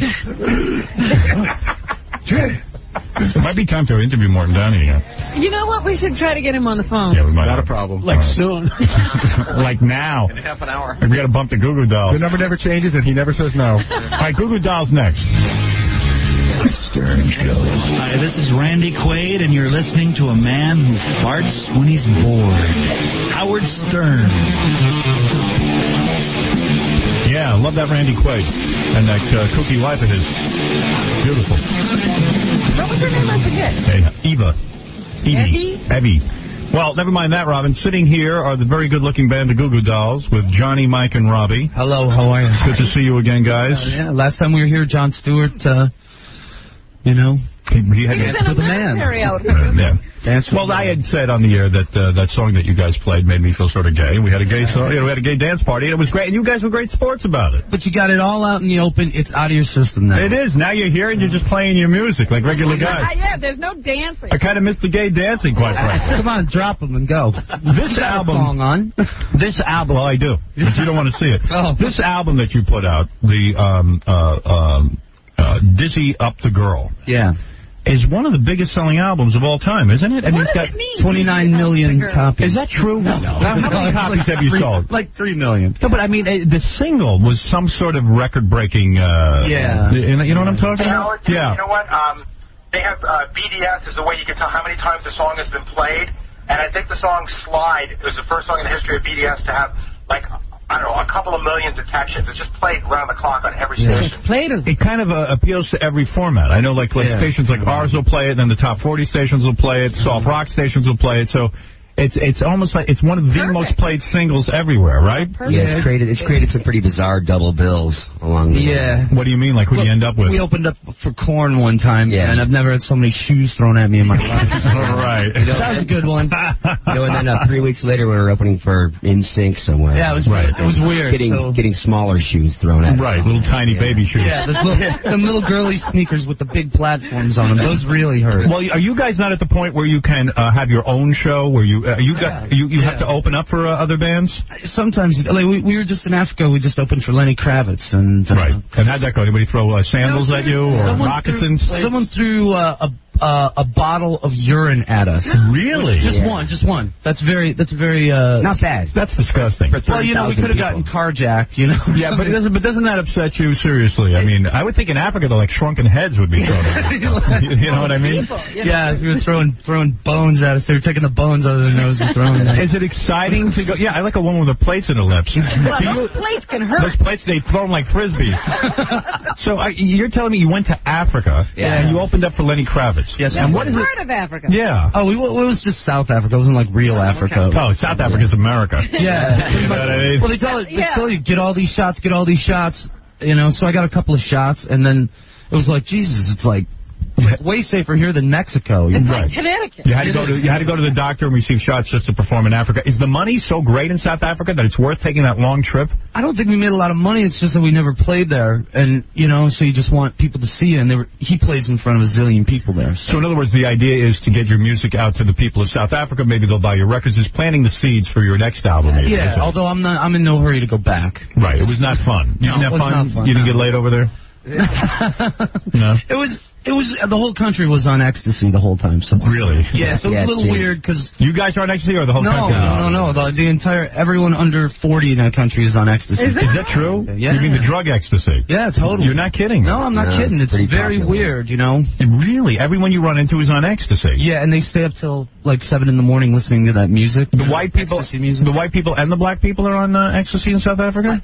I didn't see many black people. There are no black people. Still it is in like South America. Africa, you cannot find black people. Where are the black people in South Africa? Well, when we were going into Cape Town, we were driving in, and it was like tin shacks with cardboard walls. Right. And it was crazy. It was huge, and then disparity between rich and poor. It's like in New York you see it and you're like, what the hell is this? But there it's just like, whoa, amazing. Well, it's kind of weird. So you went to Africa. So you've been going. You guys have been busy. You haven't been just hanging around the house. Yeah, we've been working. Hey, what's going on with chicks? Anything? Chicks? Yeah. Anything?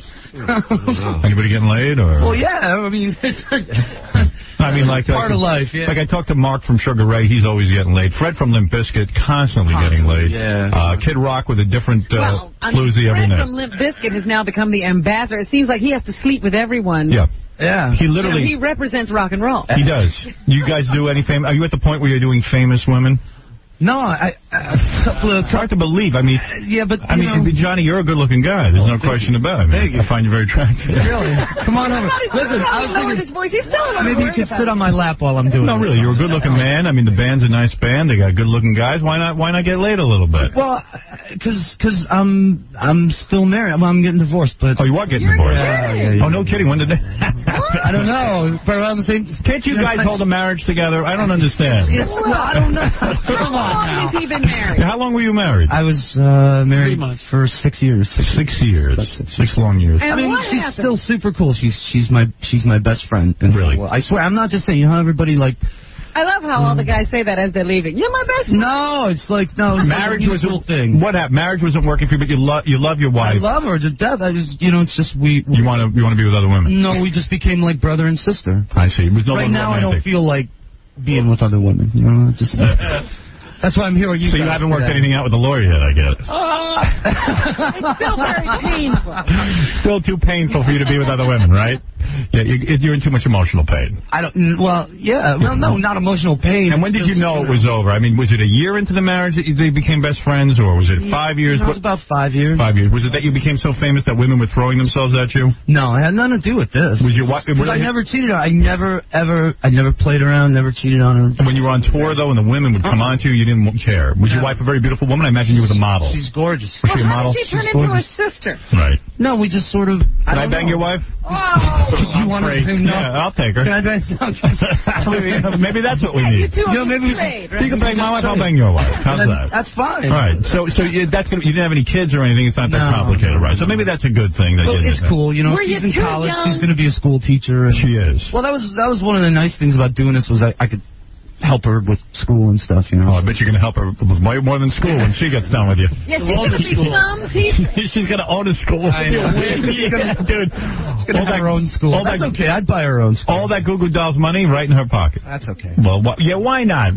She worked hard for it. Absolutely. When you run out of money, who cares? When you go around, I'm not going to fight about money with anybody. So so how do you plan not to fight about money? You're going to give her whatever she wants? Whatever. Just take whatever you want. Really? You don't care? I'll go make more money. Boy, I'd like to marry you.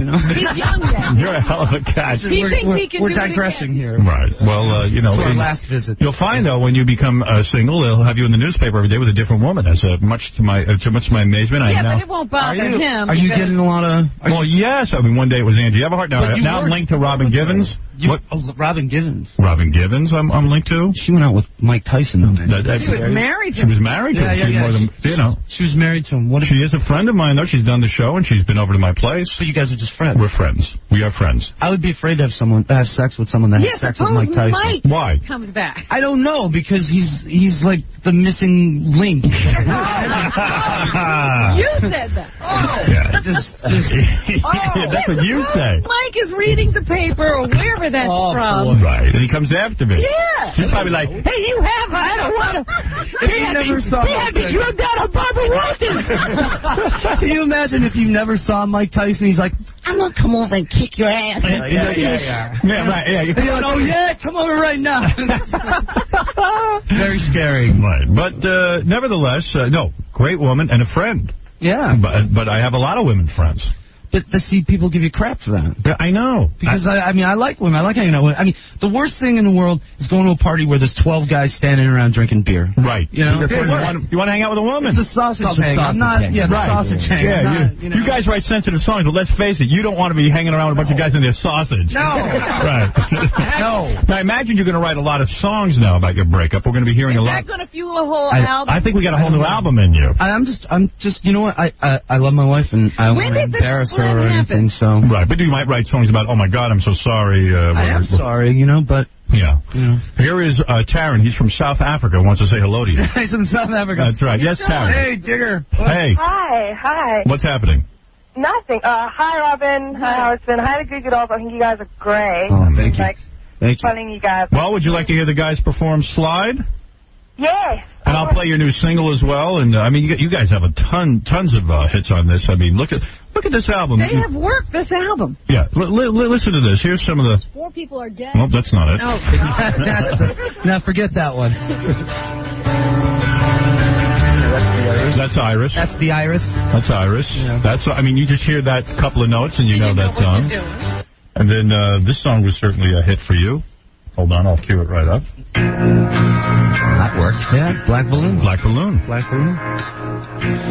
Wow. Nobody knows any of our rock songs, though, dude. I know. How come, like, all your ballads always become the... Does that bother you? I don't... Well, you know, it makes everybody... I don't know. Everybody just thinks you're a sissy.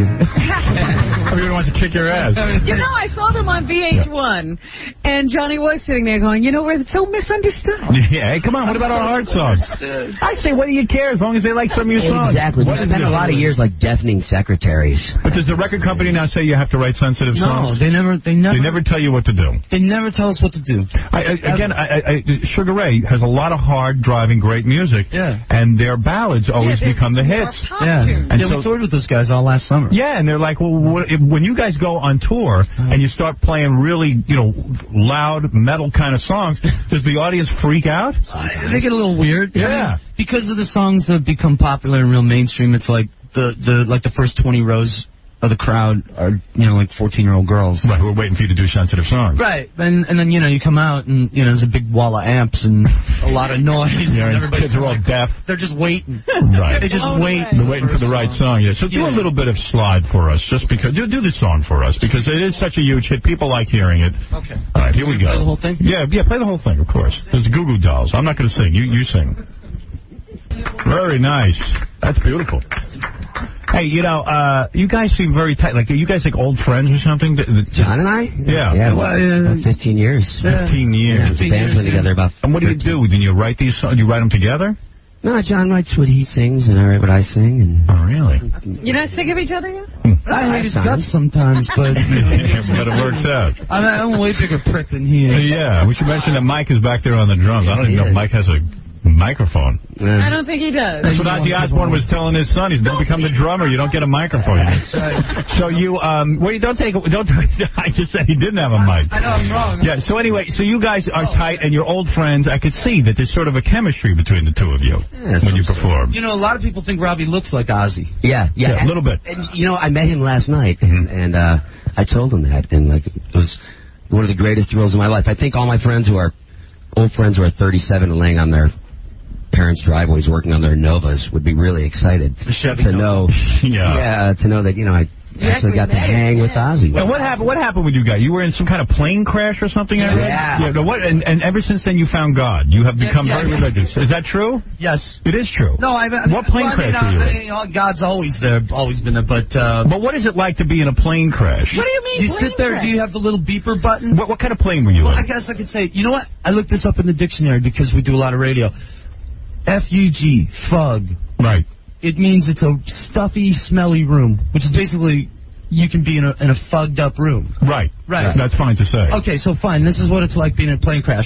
Oh, fuck! Oh, I don't want to die today. Right. Oh, so were they on a big commercial plane? Yeah, where were you on your way to? DC-9. It was U.S. Navy DC-9. The whole band was on the plane? The whole band. Was that a private plane, in other words? It was a Navy jet. The Navy jet. And why did you have a Navy jet? Because you were touring? And you did like USO kind of stuff. Right. You were doing something nice for free, a charity kind of thing? Yeah, and they tried to kill us. You played in Bosnia? We played in a tent behind sandbags. And they supply a plane for you because, after all, you're a guest of the U.S. government? Yeah, and then we were coming back from Bosnia. We went to Sicily, and there was this insane thunderstorm, and the guy flew right into it and crashed the plane. Basically flew into the ground. You mean you actually went and, it hit the ground? Oh, yeah, the wheels broke off. The wheels popped off. There's holes in the wings. The funny part, the luggage compartment collapsed on us. Oh, my God. And we were going, that's it, we're dead. We're going to die. And what do you do? And I'm being serious. Do you pee in your pants when this is going on? And about 15 minutes after that, we waited on the runway in this pouring rainstorm. We went out the little slide on the back of the thing. plane.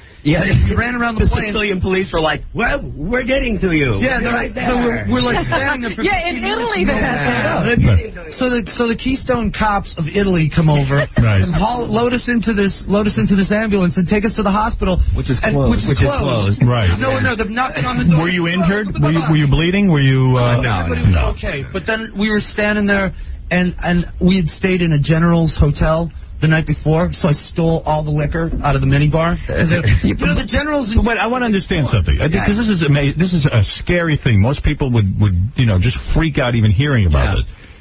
They announced, I guess, to you that, oh my God, we're going to crash. No, they didn't say anything. Didn't say anything. Did you tell you were going to crash? Did you start to feel yourself descending? No, the guy tried to land 3 times. He did. He kept circling. He went in, went down, the plane was rocking like crazy, then went back up and went around again. Because you had to keep trying over and over again. So the guy runs out of gas. Oh, my God. And so is that when you crashed? When you ran out of gas? The plane hit the runway. Every time I land in a plane now, I keep waiting for that earth-shattering boom. And what do you do? Do you start playing with yourself? What is your last... You always said the last thing you're going to do is have sex. I'm going to have sex. And since it was all guys on the plane, was there any women on the plane? We were pleading with the female Navy flight attendants for like post-crisis sex, but they weren't having. Were any people crying? Was any of it be legitimate? Oh my! Well, no, not any of us. The girls, the Navy girls. None of the Goo Goo Dolls cried. I want to make that clear. Right? Nobody soiled themselves. Nobody soiled themselves. Because that was the first thing. Were the women crying? Were the stewardesses crying? They were crying pretty bad. And you couldn't get any fellatio from them whatsoever? I was hugging the. Were you? It's all right. No wonder you're divorced. You did a great job. No, I was just hugging her. It was freezing outside. Right, God bless you. God bless you. It was nice. Yeah, you're all right. So did you really think? Where did God enter into the picture? Well, they're alive. No, I meant during the, when the plane is going down. Right. I didn't even think about that. Really? Yeah. Well, I always kiss the little plane when I go in and say, please God, don't let me die. You already said your prayers. You're superstitious. Not a great flyer. I am about flying, and then, but. At that point in time, I was just thinking, fug. Right. So let me ask you this.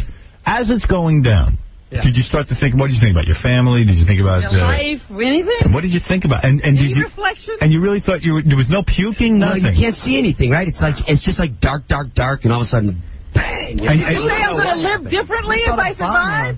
No, we had to get. You know what we did? We went and emptied a couple of bottles of whiskey and got on a plane 5 hours later. Really? I was nuts, man. They were passing out the Valium like Pez. I would have thought that your wife would get everything if you died in a plane crash. Yes, well, you know. Wow.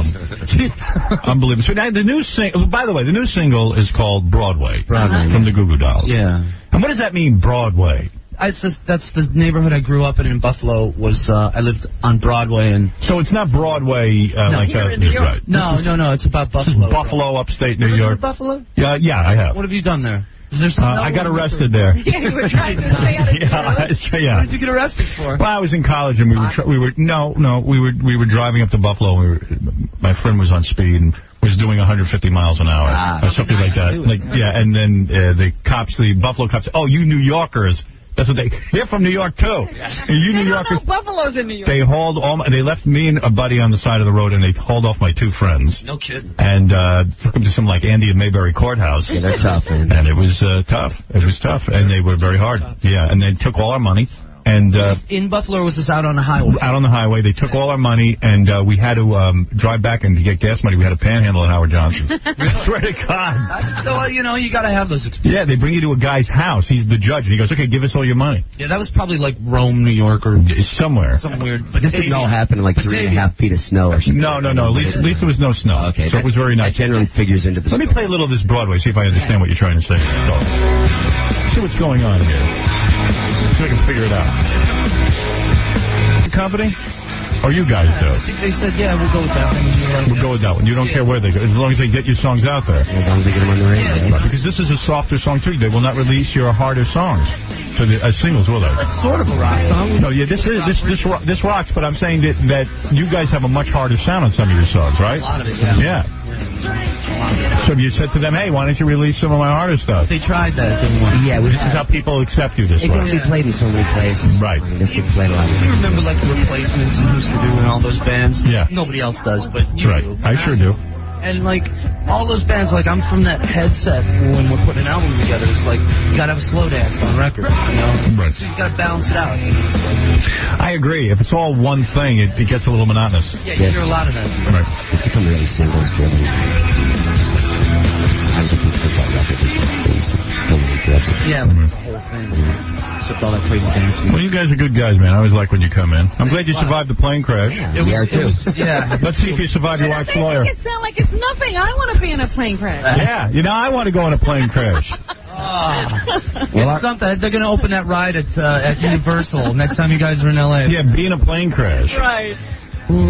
What is it, Susie? Susie wants to, Susie's gone, I guess. She was going to talk. Who's that? Who's that guy going to talk? I was looking for Susie. Okay. I don't want to talk to any guys. Right. You guys. Because they're going to just be like, you fags. Really? Let me see. Yeah, go on. Jeremy, you're on the air. Right away. Go ahead. Hello. Hey. Hello, Howard. Yes. These guys are so gay. No, you see what I mean? You can't win, can you? You know what they call these guys? You know what these guys call their wives? What? Decoys. All